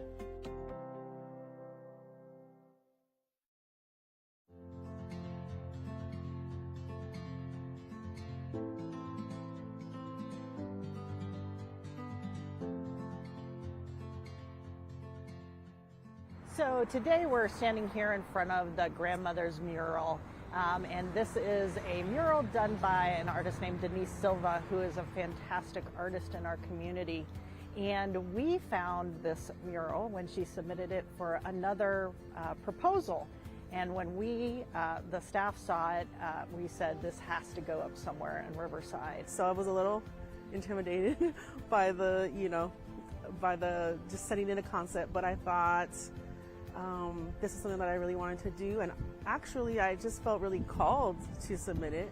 I had become a grandmother, and the way the universe works, it sent this quote in my direction, and it was, "When the grandmothers from the 4 directions speak, a new time is coming." So the 4 directions are represented by the image of the 4 grandmothers: Tongva, people of the earth; Liseño, people of the west; Cahuilla, people of the desert; and Serrano, people of the pines. When the 4 grandmothers get together, the folklore is that it's winds of change. And what we have done is, so that there is representation all throughout the community, is we have a grandmother at 4 different libraries throughout the community. And so they're all 4 different locations, but they come together here at the main library. And this main library was a big change for the community from what we had before to what we are now. Our elders, and them being, people that have given us love, that have protected us, have given us safe spaces. I would love for the community to feel that, because that was an intention that I really put into the work. I really wanted to give our indigenous people of the area, I wanted to give them some representation. I wanted to honor them. I wanted to uplift them. They're a reflection of my own ancestors.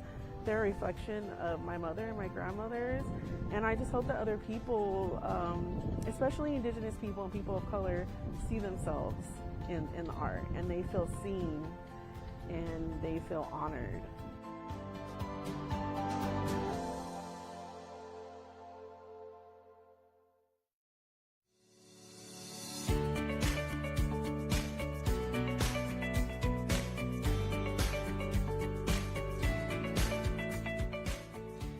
was the dedication ceremony for Moberly Village, 10 transitional living cottages that will be available for those who have recently been homeless, that are either living in a shelter or a halfway home or something along those lines, that are ready for the next step, but maybe not exactly fully ready to be 100% independent yet. Well, this is one piece and one of a myriad of solutions that we need to address homelessness in our city. So this housing will support some of the most vulnerable people on our streets. We need more of it and housing at all different levels of support. So we have to start somewhere, and this is a really awesome start. The city has a dedicated case manager that will be providing the support for the residents here. And then we also partner with Riverside Housing Development Corporation, who will be the property manager. And they will be making sure that the property is well maintained and making sure everybody's adhering to their lease. We're talking about people that will come in here probably with nothing. And so they have nothing to furnish with. So our agreement with the City Housing Authority is that we would work at furnishing these homes by leveraging Habitat's relationships with some of our local retailers. Habitat for Humanity's model is built around having volunteer work as the labor to keep the costs down for the project. Finally getting to this spot to where we are very close to having these residents move in. It's just so beautiful. I think this has beautified the neighborhood in a way that we were expecting, but to see it come to life like this.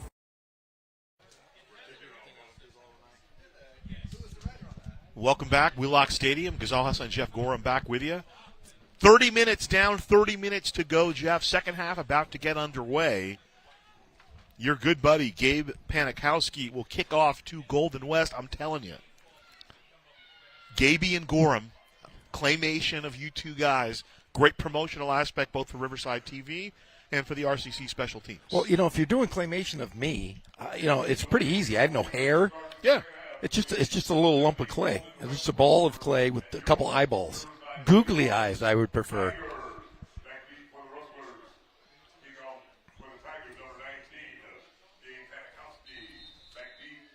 So Dasani McIntosh is back deep with Sam Libby. No, they're not running this one back, Ghazal. Not unless there's a penalty and it gets called back. He's kicking this thing out of the stadium. He might kick it over the mountain. Libier. They're going to run it back. He's going to catch it about 2 yards deep, and then he kind of muffs it. So he'll down it.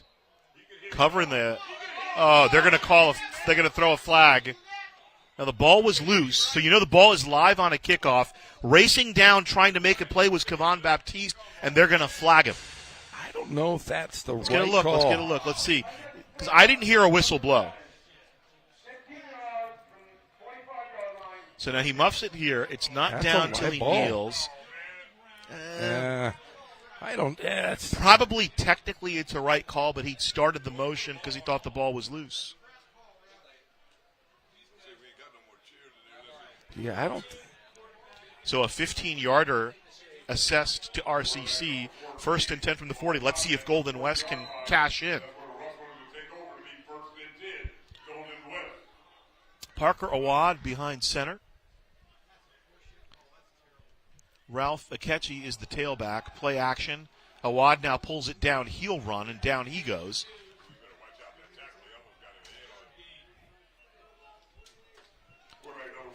Coming up to make the hit for RCC, Avery Iosefahar. 2-yard pickup on the play, second down.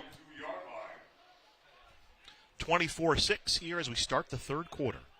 Golden West comes in the 6th-ranked team in the state, 17th in the JC Gridiron National Poll. Good year last year. They went 9-2. Akechi running to the outside. He's into RCC territory. He'll traverse up to about the 44-yard line.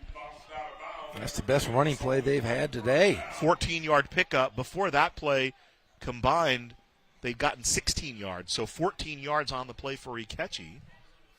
It's almost as many as the Rustlers have had all game. So they'll mark it to the 45, so call it a 15-yard gain. Sorry, 13-yard gain. Akechi again running inside, bumps into his own man, and then he's taken down by Leo Tupou.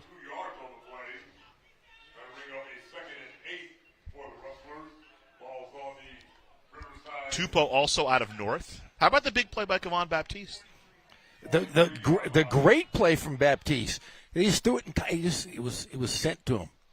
That might have been his first interception as a Tiger. Second down from the 43 of RCC. McIntosh closest to the formation, 3 receivers up top. Awad to throw, looking for McIntosh. Incomplete.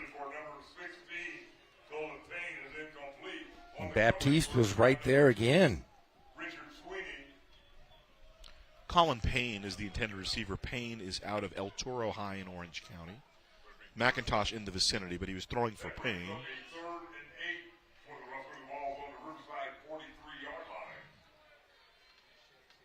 Richard Sweeney on the coverage, the freshman out of Paris. Third down.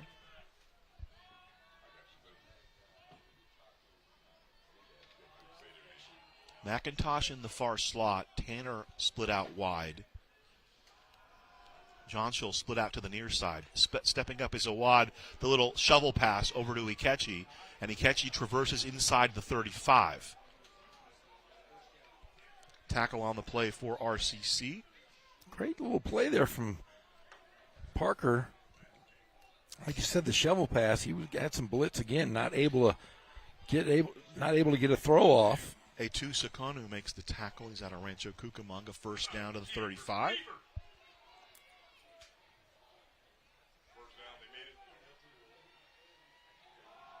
Ikechi bouncing inside, and down he goes. Tupou stepping up to make the play. Edward Guilds also there for RCC. Second down and about 9.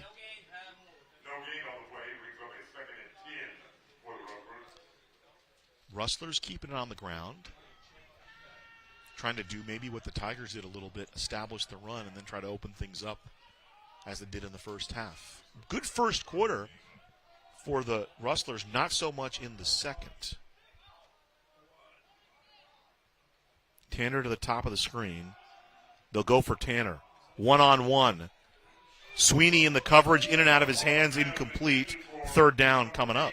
I don't think you can ask for a much better pass. It's a good throw. Great throw. And that was another one that could have been caught.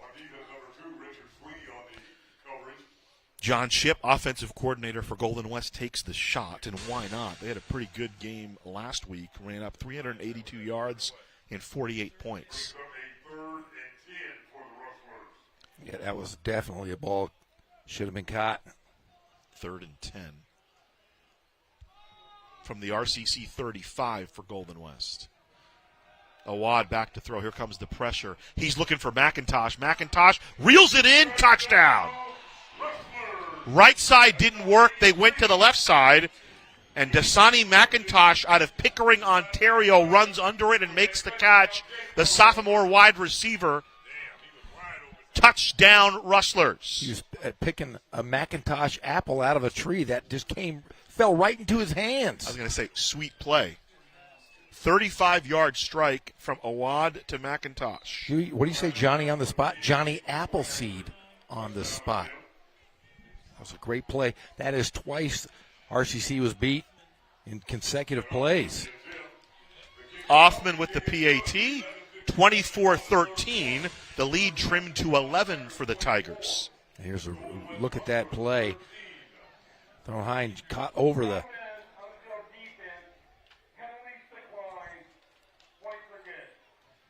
One-on-one coverage, and McIntosh just won that battle. Let's see if the Tigers will go back to what they did in that second quarter and really kind of putting pressure on that quarterback. In the last 2 throws, he's been able to just stand back and pick his routes. 60-yard drive for Golden West took 3 minutes and 3 seconds.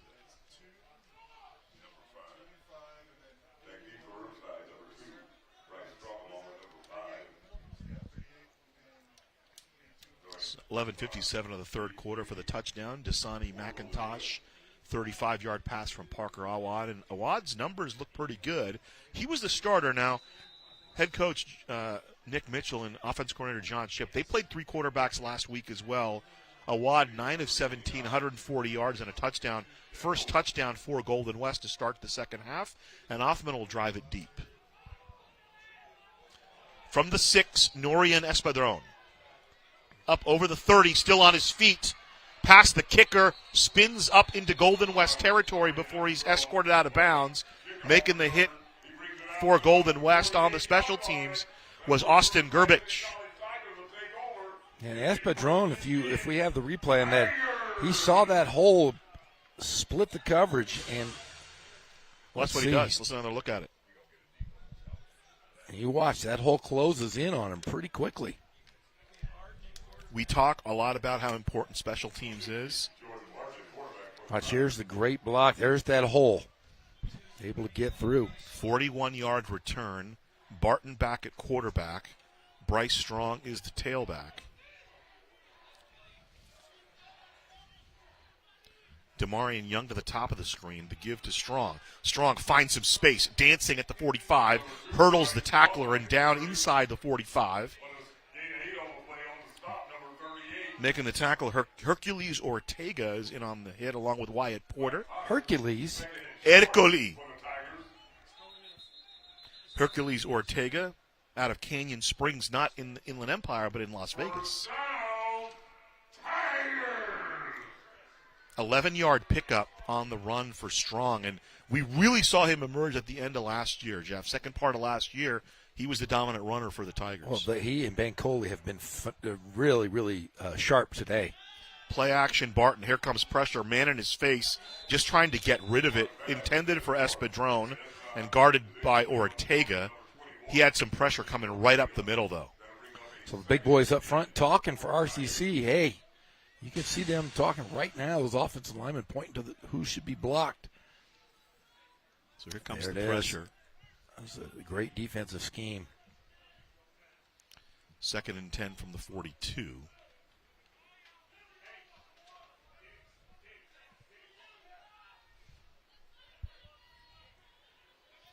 Empty backfield as Strong motions out. Barton, toe tap, trying to throw. Diassi with the pressure, throws it up, nearly reeled in by one hand by Jaquez Modica, but incomplete. Potter out there on the coverage, got some help from Harrison Coffell as well. 3rd and 10.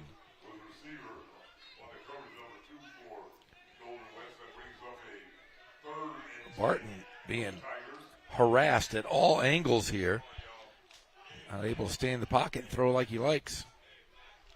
3-man front, but they're bringing a lot of players. You know, they traditionally, Golden West, they kind of do the 4-2-5 thing. They've been mostly in the 3-man front tonight. Here's Strong, shifty up the middle, and down he goes inside the 40-yard line.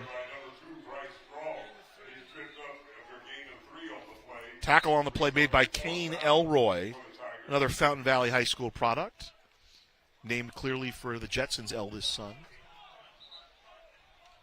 Oh, they're going to punt. So a 3-yard pickup, 4th and 7, and they'll play field position. The punt team comes out. Nathaniel Wallace-Dilling.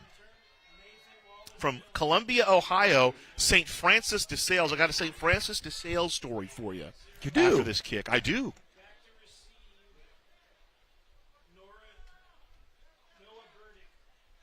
Burdick at the 10-yard line, waiting the kick. And he'll call the fair catch and let it go, and then it'll go into the end zone. 39-yard kick will come out on the touchback. So the play-by-play man for many years at St. Francis de Sales, a gentleman named Tom Snyder. Germane to our conversation is that he's friends with a mutual friend of ours, John Ramey, because he would spend his spring in Southern California doing PA for UCLA baseball.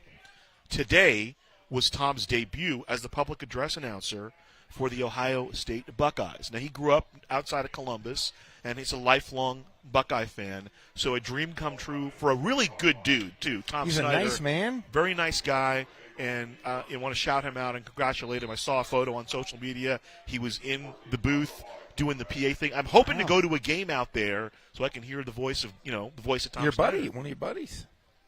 It's one more professional acquaintance, but yeah, really nice guy. We have socialized at times. Here's the throw from Awad. McIntosh makes the catch at about the 25-yard line. 5-yard pickup on the outside. I have a St. Francis de Sales story for you, too. It's a quick one. My parents got married at St. Francis. Oh, wow. Yeah. Just down the street here. It's like over that hill. Jacoba Fuamatu with the tackle for RCC. They gave it a 6-yard pickup, so call it 2nd and 4.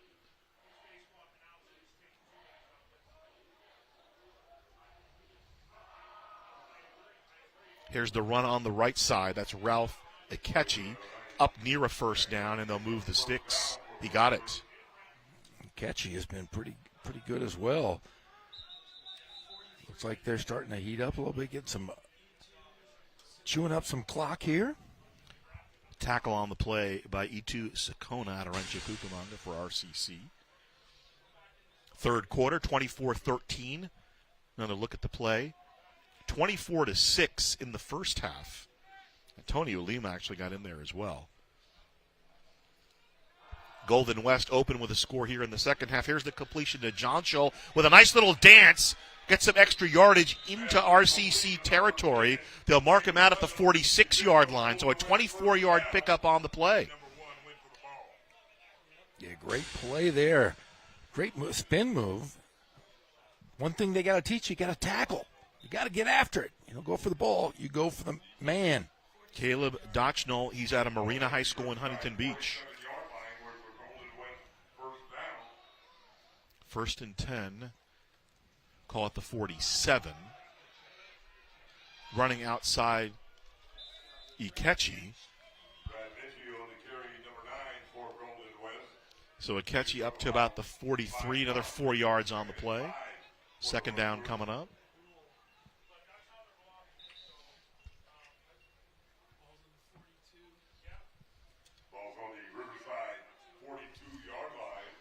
So Nate Jimenez in the near slot. Dochnall split out to the near side. Tanner to the top of the screen. Akechi is the setback.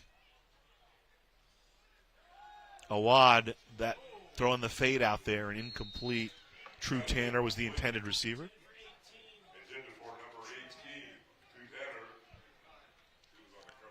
Third down and 5.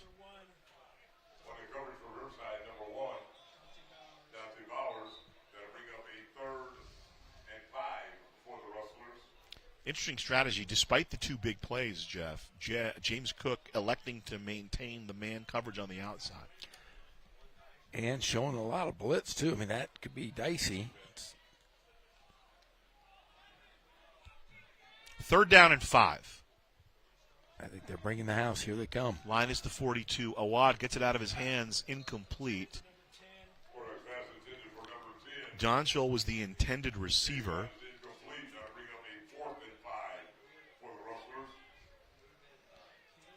Fourth down coming up. Both teams playing the middle of the field here.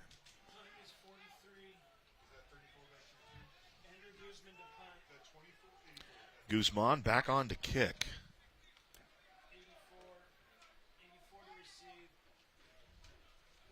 Bond back to receive. Short kick. Bond's going to call the fair catch. He'll come up and fair catch it at the 21-yard line. So a 37-yard kick, and there's going to be a flag afterwards. He was waving for the fair catch. Now, to be fair, I don't think the defender is trying to hurt him. He's watching the ball, and he needs to see the man, too. And nice job by Bond to move and clearly make the fair catch signal for the official. And they'll talk it over.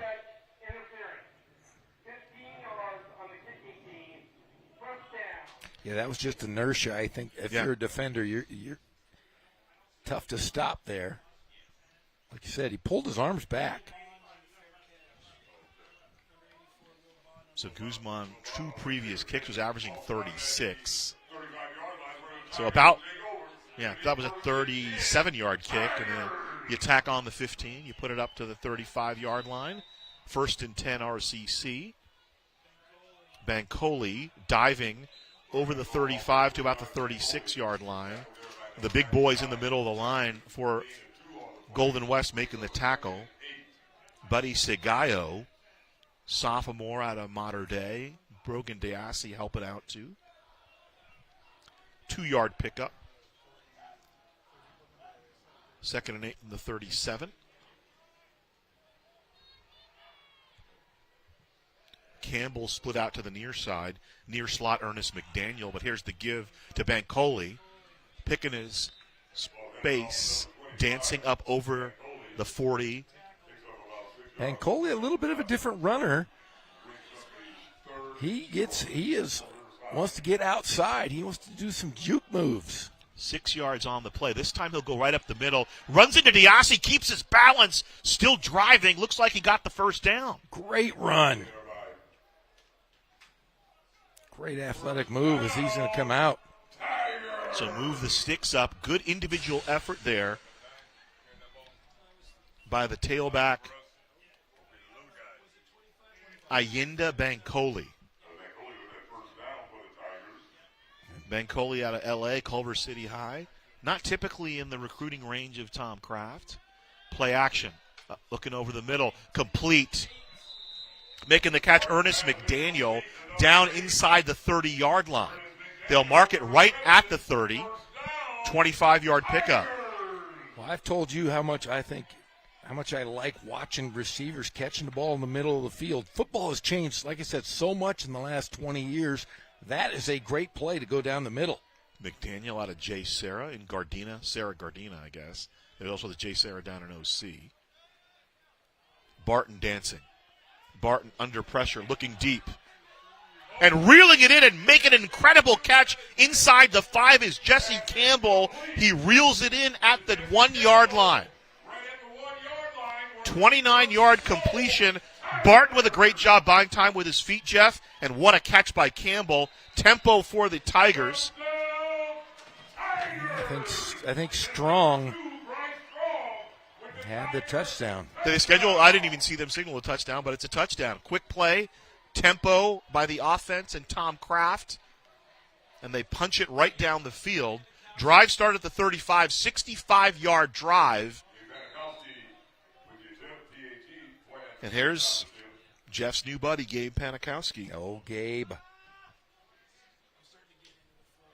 Panikowski out of Torrey Pines in San Diego, and it's blocked. And remember, you can get a defensive conversion in junior college football.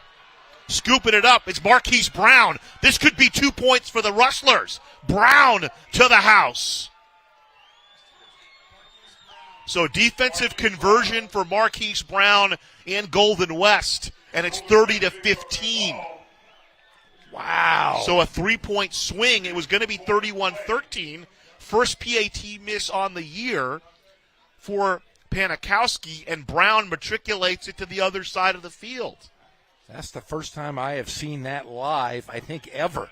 I called the game, or I was at a game several years ago where a game was won on a defensive conversion. Really? Yeah. It was 33-27.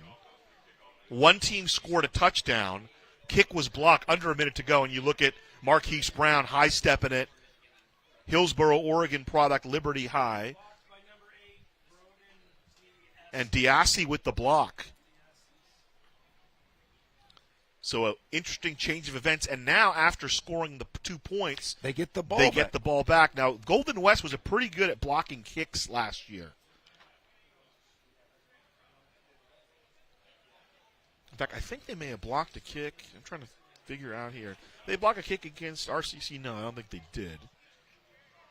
Kicking for the Tigers, number 19, Gabe Panikowski, back deep for the Rustlers. But, I mean, last year the defense for the Rustlers was a great unit. They only allowed about 16 points a game, and they took the ball away 36 times and had 31 sacks. So a good play, a big play on special teams. Let's see if that comes into play as we go forth. 5:24 to play the third quarter, 30-15 Tigers. The 1-yard run by Bryce Strong to finish it off, and then Marquise Brown, the defensive conversion, 97-yard return.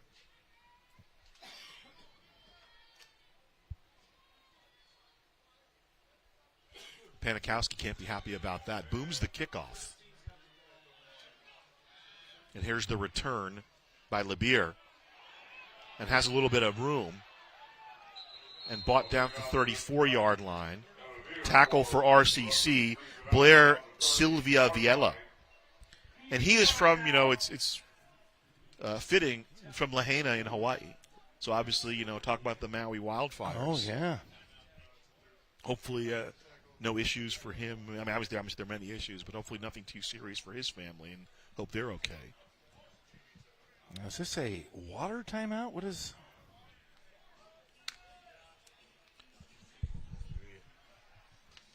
I don't think it's a real time. Is this a time? It's not a timeout. This is just a water break? I mean, somebody was saying TV timeout. We don't get timeout, folks. Yeah. You guys know. If you watch, you know. That's why I'm looking. I don't think it's a TV timeout. Not happening. There was a match. It was an afternoon soccer match that I was watching. It was GCU was playing CSU Bakersfield in Phoenix, and it was like a 2 o'clock start, and it was 114 degrees. So the teams agreed water breaks every 15 minutes. So a touchdown for the Tigers, but a defensive conversion for the Rustlers. 30-15 in favor of RCC. Number 2 team in the state against the number 6 team in the state. Thanks for joining us on Riverside TV. We'll have a full slate of RCC home games this year. We'll be here next Saturday. Line is the 33, 1st and 10. Parker Awad under pressure, and he just burns it. Coming up the smokestack was Avery Iosefa Har.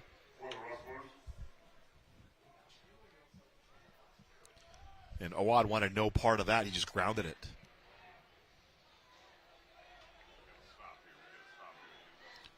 Second and 10 coming up.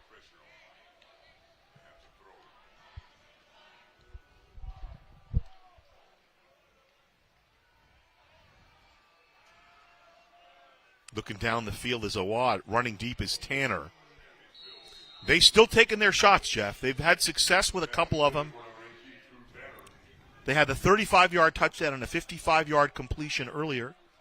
And that one a little bit long. Bring up third down. Just to check back on the touchdown drive. 6 plays, 65 yards for the Tigers in 2 minutes and 4 seconds, culminating in the Bryce Strong touchdown run. And there was a lot of time for that young man to throw the football on that last play. Let's see if Riverside can shore it up here. Make some adjustments. 3rd and 10 from the 33. There's the rush. Here comes the pressure. Throwing it, it's complete to about the 36-yard line. That won't do very much.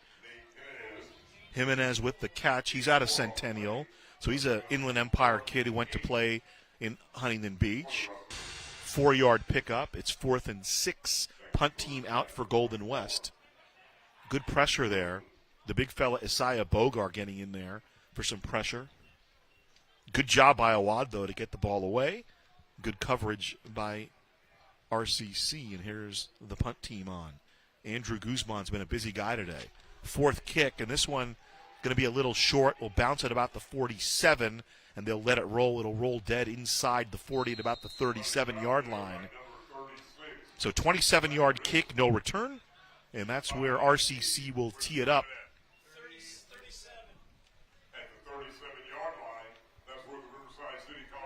Better helmets than any. Name a better helmet than the Tigers. Who? Pretty nice helmets, huh? You're saying the Golden West helmets?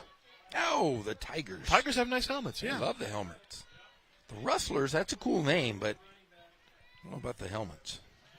1st and 10 from the 38. 62 yards to pay dirt. Here's the give inside. It's Bancoli again diving over the 40 to about the 42. 4 yards for Bancoli on the run. He's had a pretty productive afternoon, Mr. Gorham. Bancoli today, 15th carry, 53 yards, and he has a touchdown. Strong and Bancoli have just been the two guys, the 1-2 punch. Another great view from our field level cam there, running behind Douglas Toloma and Simeon Mayava on the right side. Under 4 minutes to play third quarter. Another give. Still trying the right side again, and he finds some space, but before he gets to the second level, he is spun down at about the 45-yard line. Making the tackle is Hercules Ortega. Yeah, and Tigers going hurry up here. As soon as that ball goes down, they're going to get after it here. About a 13-yard pickup on that play for Bancoli. 1st and 10, line is the 45-yard line of Golden West.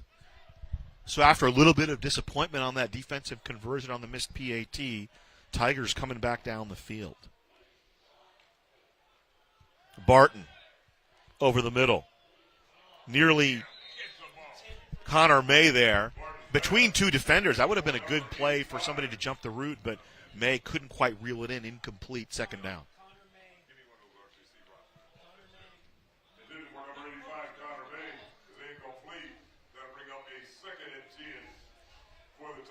I do like they attack that middle of the field. Barton looking back strong, the man on the backfield. Modica in the far slot. Esperdron in the near slot. Here's the throw over the middle. Esperdron sits down at about the 28. He's going to get a few more yards after the catch. Combining on the hit, trying to bring him down were Patero and Nick Mendez, but he surges up to the 23-yard line. 22-yard pickup. And Esperdron, we've watched him for 2 years now, Jeff. So good after the catch. Tempo, try to hand the ball off. They do, but Strong is stopped in his tracks. Good play on the defensive side by Golden West. Kane Elroy, the Fountain Valley product, surging in. But you were talking about Esperdron. I do like his physicality. That's something we didn't see. Not a big guy, very strong though. But last year, avoided that contact. Now is right there in the mix. Esperdron taking it to the next level. 1 yard loss. 2nd and 11. Esperdron in the near slot. Split out to the near side. Jesse Campbell. He had that big catch at the 1 yard line earlier. Now Bancoli in motion. Empty set. Quick throw over the middle. In and out of the hands of Esperdron. Incomplete. Looming there in coverage was Nick Mendez. Those two guys in the middle, Patero and Mendez, we've called their names a lot. They're doing a really good job for Golden West. They really are. I mean, they're talking.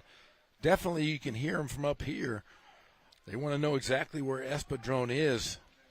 Mendez leads Golden West with 10 tackles on the afternoon, 3rd and 11. Bancoli trying the middle, and down he goes. Diassi jumping in there on the tackle. Also helping him out, Kane Elroy. Field goal team coming out. Gabe Panikowski, 1 for 1 today, 23-yard field goal. And he missed, unfortunately, Jeff, missed his first PAT of the year. He's now 9 for 10. 90% clip, not bad. From the 29-yard line, so a 39-yard attempt would be his longest field goal on the year. Hold is down. Kick is up. Yes. 33-15. I tell you what, my new best friend, it used to be Ghazal Hassan. Not anymore. I'm just going to call him Gabe. It's just Gabe. Gabe and I. Gaby? Gaby. Gaby and Gorham, I'm telling you, it's the new Davy and Goliath. 1:19 to play third quarter. The field goal from 39 yards for Gabe Panikowski. So 2 for 2 on field goals today. He's 3 of 4 on the year on field goal attempts. More importantly, germane to our discussion, RCC now an 18-point lead, so a 3-score game now. 16 plus minutes here left in this ball game. So third quarter winding down. Riverside now on offense, 372 total yards. Golden West has picked it up again. They're at 228, so they have over 100 total yards here in the third quarter after being shut down in the second quarter, and Panikowski will approach, and he will kick it deep. Libier fielding it. No, he won't. He'll just let it go over his head, and it'll come out to the 25. You can't field something that is uncatchable. And right now, Gaby is... Can you pull the moon out of the sky, Jeff, and tell it to not be the moon? Such as Mango. The great Chris Kattan throwing him a shout. 33-15 RCC. Mango. Defense has done a good job, Jeff. 2 of 10 on third down for Golden West. James Cook defense has really tightened it up. They've given up a couple of fourth down conversions. Luther Richardson is back in at quarterback for Golden West. 3 quarterbacks have played today for the Rustlers. 3 quarterbacks played for them last week. Libier with the give, and down he'll go.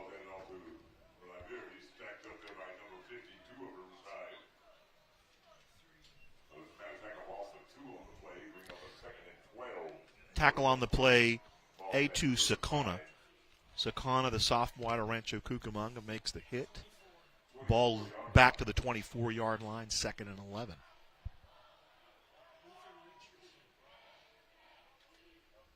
Richardson from the shotgun, back to throw. Here comes pressure. Incomplete, intended for True Tanner. Pressure coming from RCC. 3rd down coming up. Yeah, I've noticed when Richardson has been in the ball game, the Tigers are really getting after him. He must be able to have to throw a good football because they have shown pressure on him every time he has been in the ball game. Yeah, big, strong guy with a good arm, 6'3", 225. You know, Parker Awad, a little bit different makeup, 6 foot, 190, more of a playmaker. Richardson, kind of more your traditional drop-back passer. 3rd down and 11. So leaking out of the backfield is Libeer, makes the catch at about the 25 and surges forward close to the 1st down. He'll be down at the 33-yard line. Making the play on defense for RCC, Corbin Hale was there. Excuse me, no.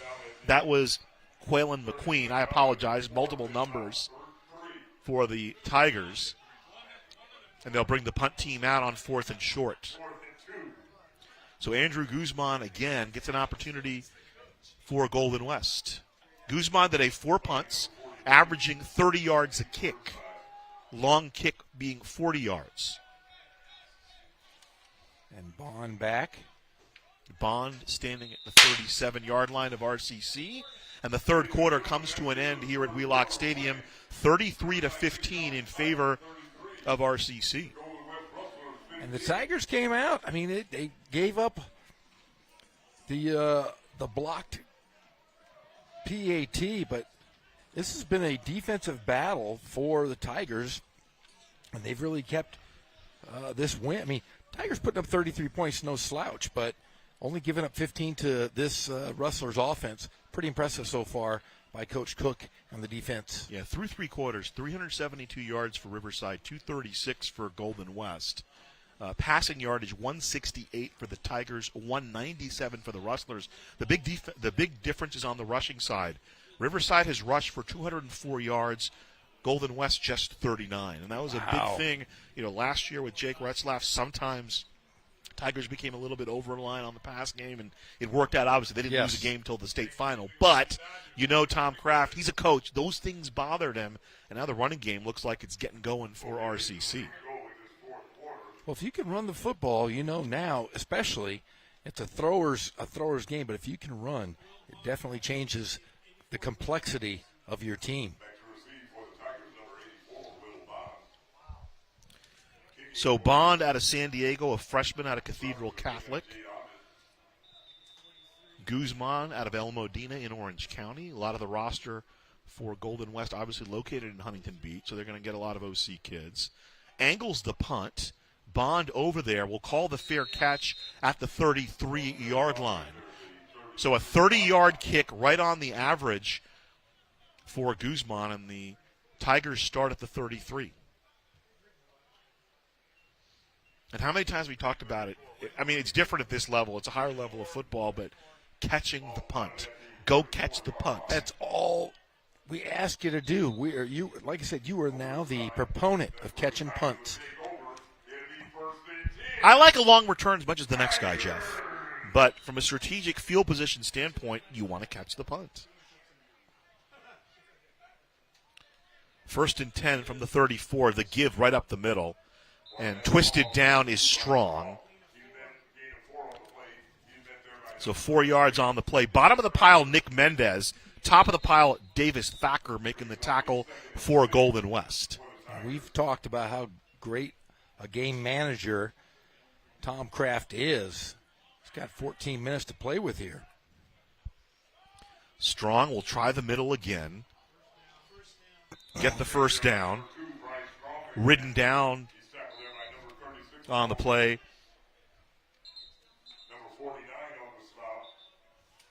Now that he's number 49 made the tackle, but there's no 49 on our Golden West roster. I'm guessing it could be Braden Bailey. Do we have a 44? Sometimes guys wear different numbers. No, Bailey's already in there, so it's not him. Play action. Throw to the outside, inside, and caught by Connor May. May catches it about the 41-yard line. A tough hit. Hercules Ortega there on the hit, and he got the worst of it. Embry was standing there as well, and Ortega looks like he's going to be slow to get up. They mark the ball to the 43-yard line. Oh, sorry, the 42-yard line.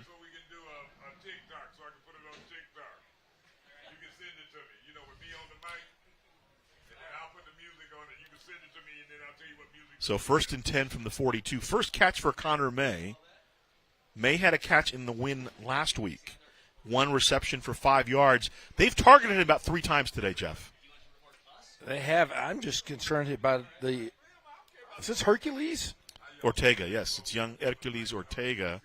He kind of went it's interesting because he went under Connor May. Normally when you're the guy underneath, you're okay, but he got the worst of it. May 6'3", 220. And so I don't know if it was a helmet kind of a deal. Normally you're going with the shoulder pad there.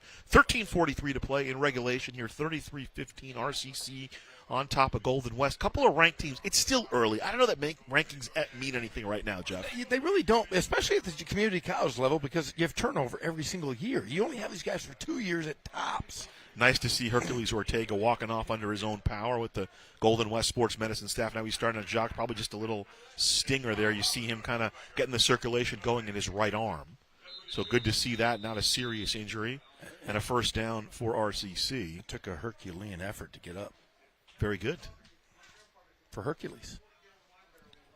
14-yard pickup for May. It'll be a first down when we resume action.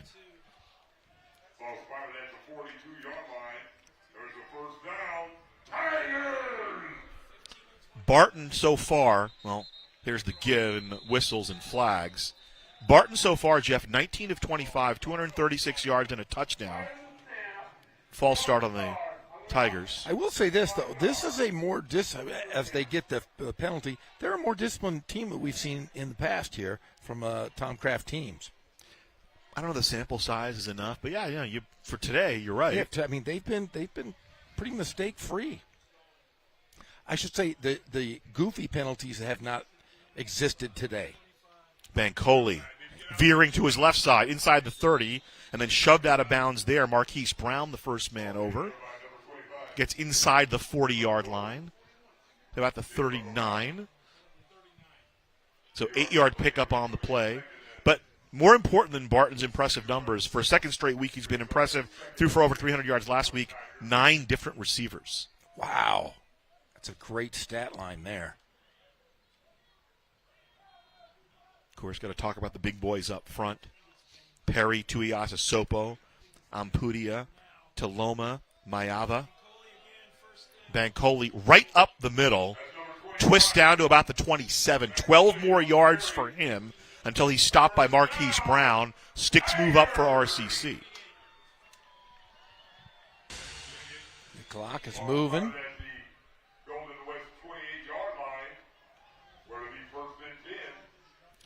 We talk a lot about quarterbacks and running backs and receivers and even tight ends. There's Barton trying to take it himself, maybe a little bit ill-advised. Down he goes. Daniel Viramontes out of Catella High in Anaheim makes the tackle. But it's the big boys up front that make it happen on both sides, on the defense and the offense.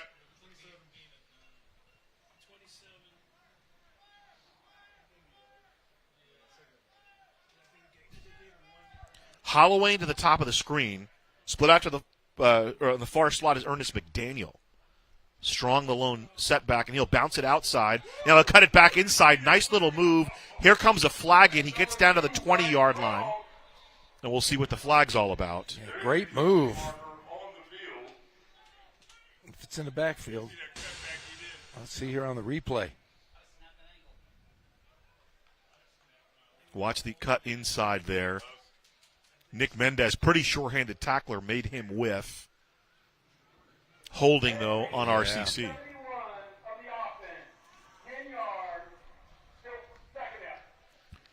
You talk about the turnover. You mentioned the turnover. And the biggest turnover for the Tigers is every member of that offensive line is new. Yes. Like, I don't even remember any of these guys getting in, rotating in last year. Yeah. So it's an entirely new offensive line. Holloway to the top of the screen where he's accompanied by McDaniel in the far slot. Play action. He'll throw. Complete about the 25-yard line. Trying to make the move. Twist down to the 20. That's Demarion Young out of Centennial. About a 17-yard pickup. And that pass was thrown a little bit behind him. He made a nice move to go snatch it. Get it back. So they ruled him down at the 22, so a 15-yard pickup. Still third down. That ball would have been maybe 2 feet in front of him. He would have been in stride. They need to get to the 19, so a 3rd and 3. Holloway split to the far side. In the near slot is Modica. Barton over the middle. Complete to Jacques Modica. Is he in? Down at the 1-yard line. 21-yard completion to Jacques Modica, the freshman from Smackover, Arkansas. Smack that. Great play. Touchdown, Tigers. Sorry, folks, we were already on the replay, and Bryce Strong took it over for the touchdown. Strong into the end zone. 4th rushing touchdown for the Tigers this afternoon. I don't know if we've said that in a long time. 4 rushing touchdowns, but a couple big passing plays to get there into pay dirt. Panikowski. PAT. KB. And this is 40. So 40 points for the Tigers. They put up 45 last week on the road, now 40 here at home. They lead 40-15 with 10:08 to play here in the 4th quarter.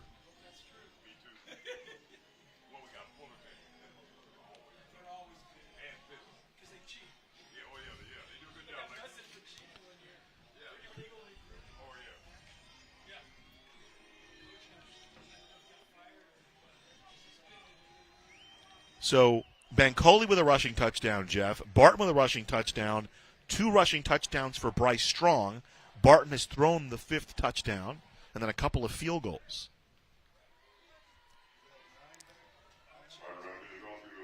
How many yards did Red Flaff throw against these guys last year? 488? Yeah, their total was 531, but they pulled Jake in the third quarter, at the end of the 3rd quarter, and then Bud Burney played the last quarter. And they only threw about 5 passes. Libeer back deep to receive the kickoff, along with Ralph Ikechi.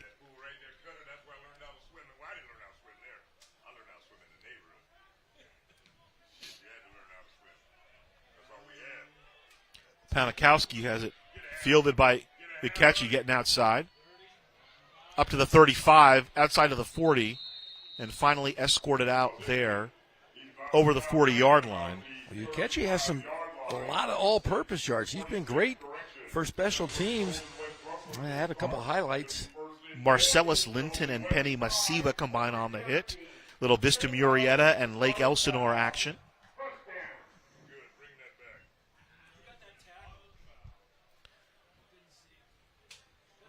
Penalty will come back to the 20.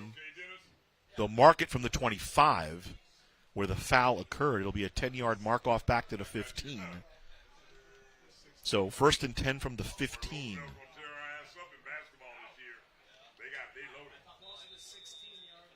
Ball 27 to 16 after the penalty. It'll be 1st and 10 for the Rustlers. 3 receivers on the near side. Awad back in at quarterback. Ikechi trying to bounce it outside. They string him out and take him down just over the 15 to the 16. I don't think they're going to let Ikechi get much. They've got spies on him everywhere. Jawan Nixon helping string out the play for RCC. Clock continues to move here in the 4th quarter, 40-15 in favor of the Tigers. Happy to be with you at Wheelock Stadium. Just happy to be back at Wheelock Stadium. Oh, it feels weird. Motioning to the top of the formation is Dasani McIntosh. Caught a touchdown earlier.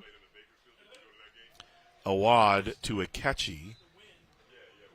Tackled at about the 20-yard line, so 3 yards on the play. Matt Eskridge getting his nose in there to make the tackle. 3rd down upcoming.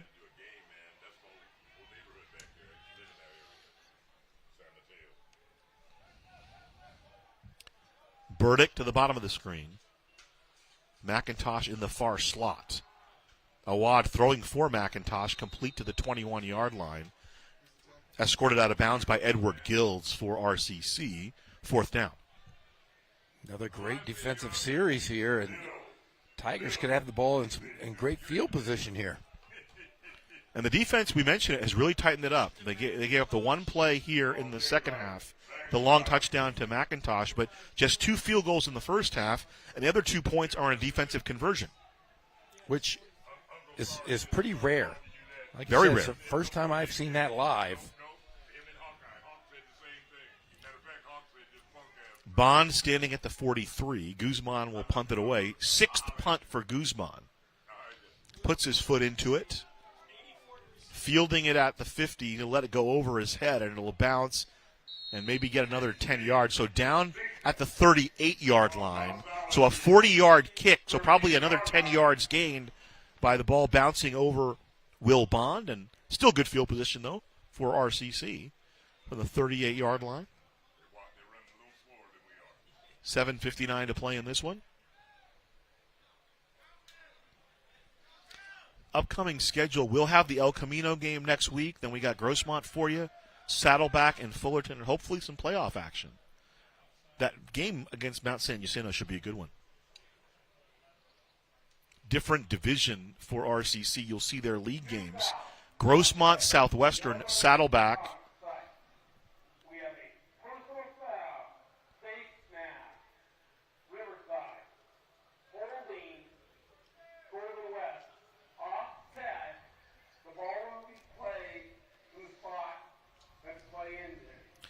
So offsetting penalties. And they'll round out the home schedule against Saddleback and Fullerton. So Fullerton has a brand new stadium. They do. First time they've had a home game. That was the Southern California final last year. Riverside and Fullerton played it at San Bernardino Valley. Hopefully this year you get that going again. It'll either be here at the renovated Wheelock or over there at the brand new Fullerton Stadium. From the 38. Bobbling it is Bancoli. And the ball's loose. Yes. It looks like Golden West had it. Depends when they rule him down. And they gave it to him.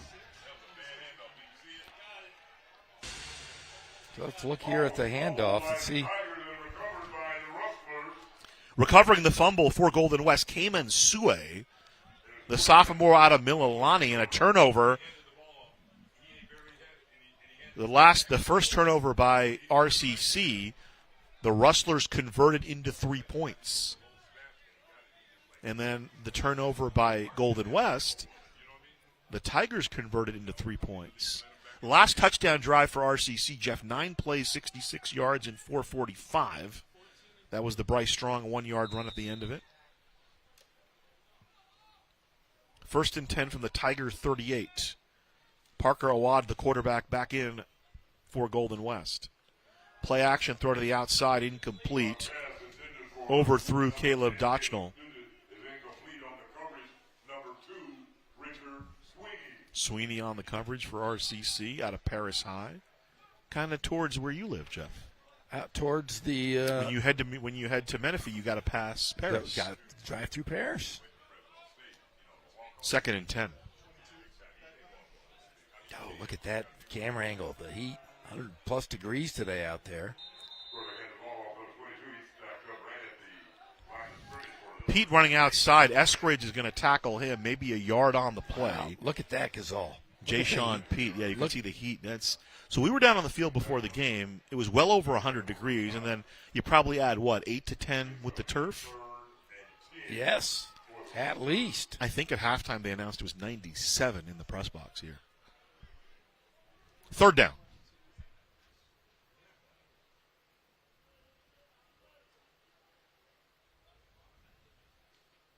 Awad with the play action. He'll take it himself on the RPO. He'll slide down and take a little tap from Jesse Bradbury. And Bradbury turned his shoulder. He didn't want to hit helmet to helmet. Very smart play. Watch this from the defender. Young people watching this play. Yeah, they give Bowers the tackle, but the initial hit was Bradbury. Yeah. I don't want Nick Matheny mad at me. No. I don't want him telling me, hey, my guy made the tackle and you guys said something different. Under 7 minutes to play. 4th and 5. Obviously, 4th down. They're going to go for it here. Awad pointing something out, maybe changing the play at the line. Trying to jump maybe off sides. Over the middle.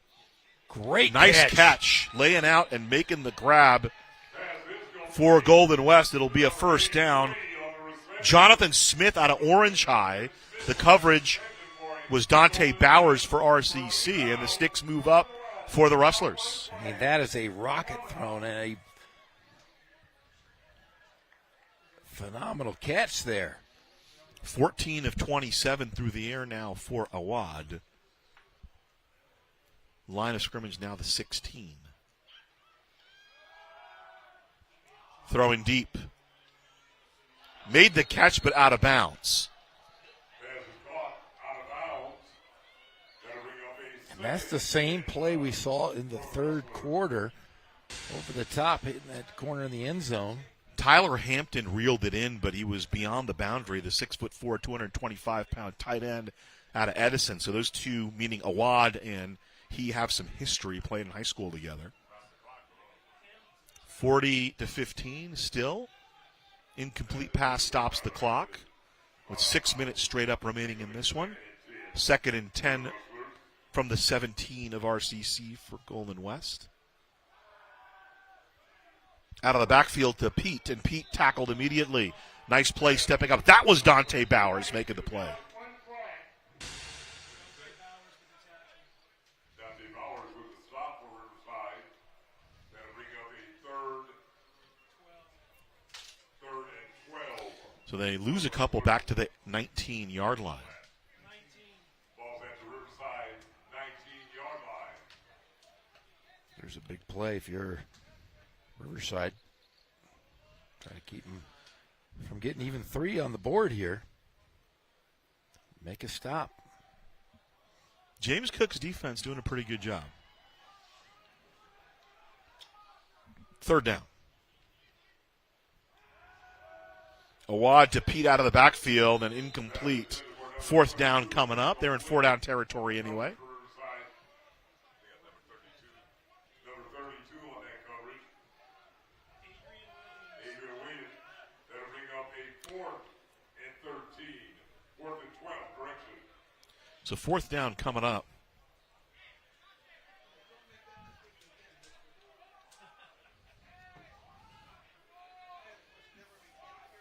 Jonathan Smith out of Orange split out to the bottom of the screen.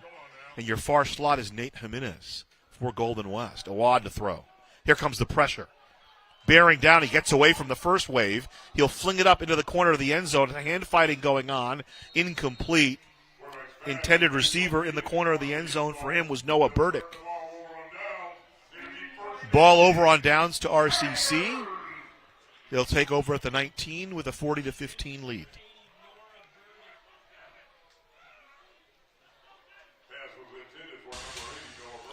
So this can be a referee timeout. Another water break here.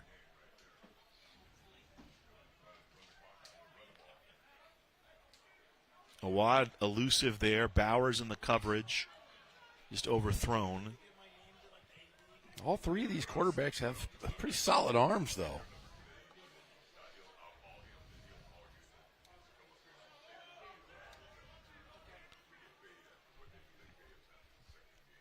First down from the 19, and I would guess, Jeff, they'll keep the ball on the ground here. Yeah, you got to burn some clock. Get out of here with a victory. Then move on to the next one. 453 total yards for RCC. 272 through the air, 181 on the ground. That can't be right. Oh, you know what? They'd change a play because it was over 200. They haven't lost that many yards on the ground. but I think they switched a completion, a run to a pass completion.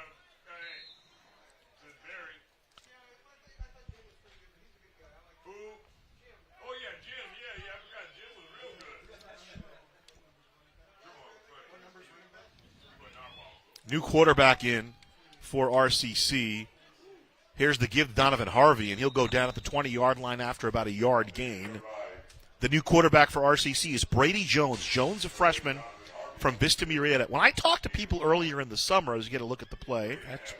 They were talking about that. Brady Jones was, he was kind of the Dante Moore of RCC. They were just talking about this freshman, how he's going to come in, maybe get the job. Harvey, of course, out of Lake Elsinore.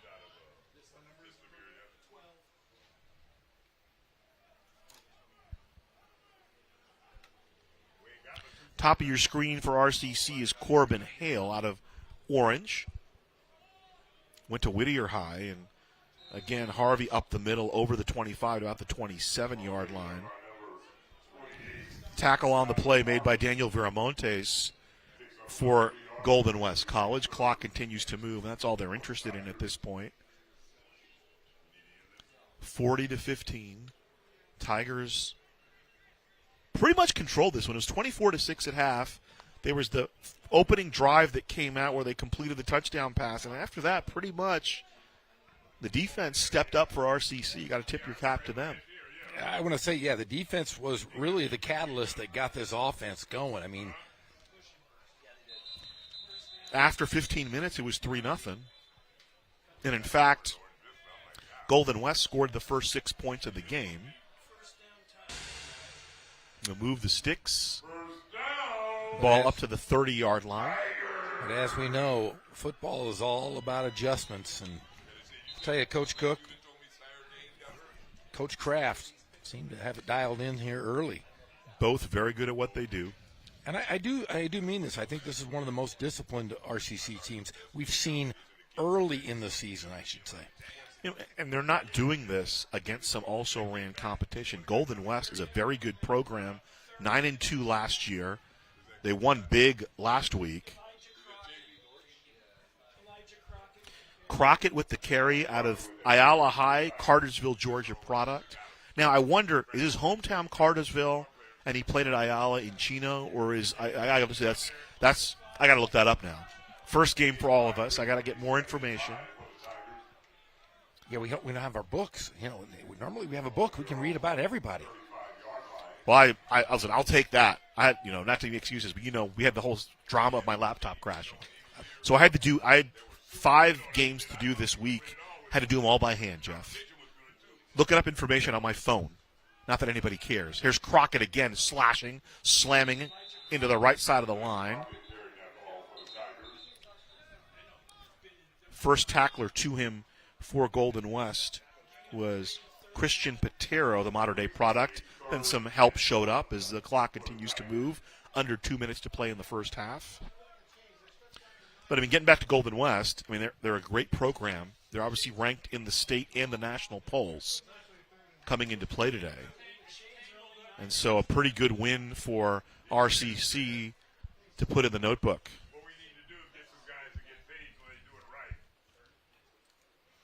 Give to Crockett up the middle. He's got some space. Zion Alafosic out of Villa Park makes the tackle for Golden West. Another look there. Crockett looks pretty good. He's a north-south runner.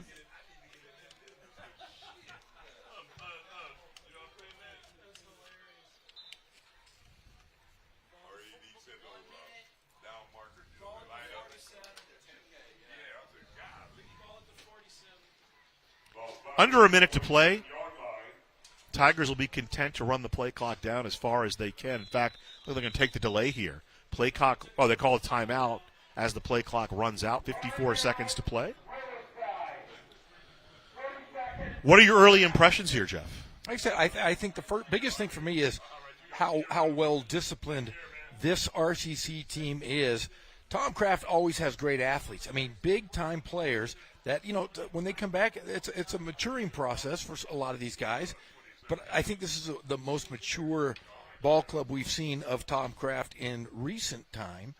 And defensively, I thought they shined. And as always, the gems, 9 different receivers, a quarterback who showed a lot of gumption and toughness and really poise in the backfield. RCC, 481 total yards, 272 through the air, 209 on the ground. Jordan Barton, 20 of 26, 250 yards and a touchdown. In addition, he rushed 10 times for 51 yards and a touchdown. 88 yards for Bankole on the ground. He had a touchdown. Bryce Strong, 42 yards and 2 touchdowns. Espadrone, 5 catches for 90 yards. You mentioned 9 different receivers. I mean, 1, 2, 3, 4, 5, 6, 7, 8. Is it 8? No, 9 different receivers caught passes in victory formation here for the Tigers. So here's the kneel down. They'll need to do it one more time, and that'll be it. They'll go to 2-0 on the young season against a pretty good Golden West team, and that's what impresses you here. You got a decisive win over Golden West, a little bit different. You know, last year when these two teams played at Huntington Beach, Tigers rolled up over 700 yards. They did, and like I said, it was a 17-0 start that really changed that game. But this was the defense this time. It wasn't the offense. Yeah. It wasn't Jake Retzlaff to Reggie Retzlaff. This was a defensive effort that let the offense kind of get into the flow once they took care of business. From an RCC perspective, Jeff, it would be interesting to see how this O-line, we mentioned nobody back, not even rotation guys back from last year. I think Tuiasosopo might have gotten into a couple games, but how they gel together, if they're this good early, when they kind of figure out how they're playing together, and Tom Kraft figured out the tight end situation. You know he loves the tight ends. We only saw 1 tight end today. There were times last year when he would use 3. Yeah, and the thing is, you look at on paper, they might not be as talented as some of these other RCC teams have been, but they looked like they were focused. And this is when you come in focused and this early in the year, you got to be happy. 40-15, the final. RCC led at the half, 24-6. And they took that into the second half and finished off Golden West. 2-0 on the year. Golden West falls to 1-1. We'll be back with you next week. El Camino comes to Wheelock Stadium. And before we sign off, Jeff, it's so good to be back at Wheelock. I love being back here. Love the new turf. I'm happy that there's fans able to watch this Tigers team. It's fun to be back. Until next week, folks, the final score 40-15 for Jeff Gorham and our entire award-winning Riverside TV crew. My name is Ghazal Hassan. We'll talk to you next week at noon start as the Tigers take on El Camino. Until then, so long, everybody.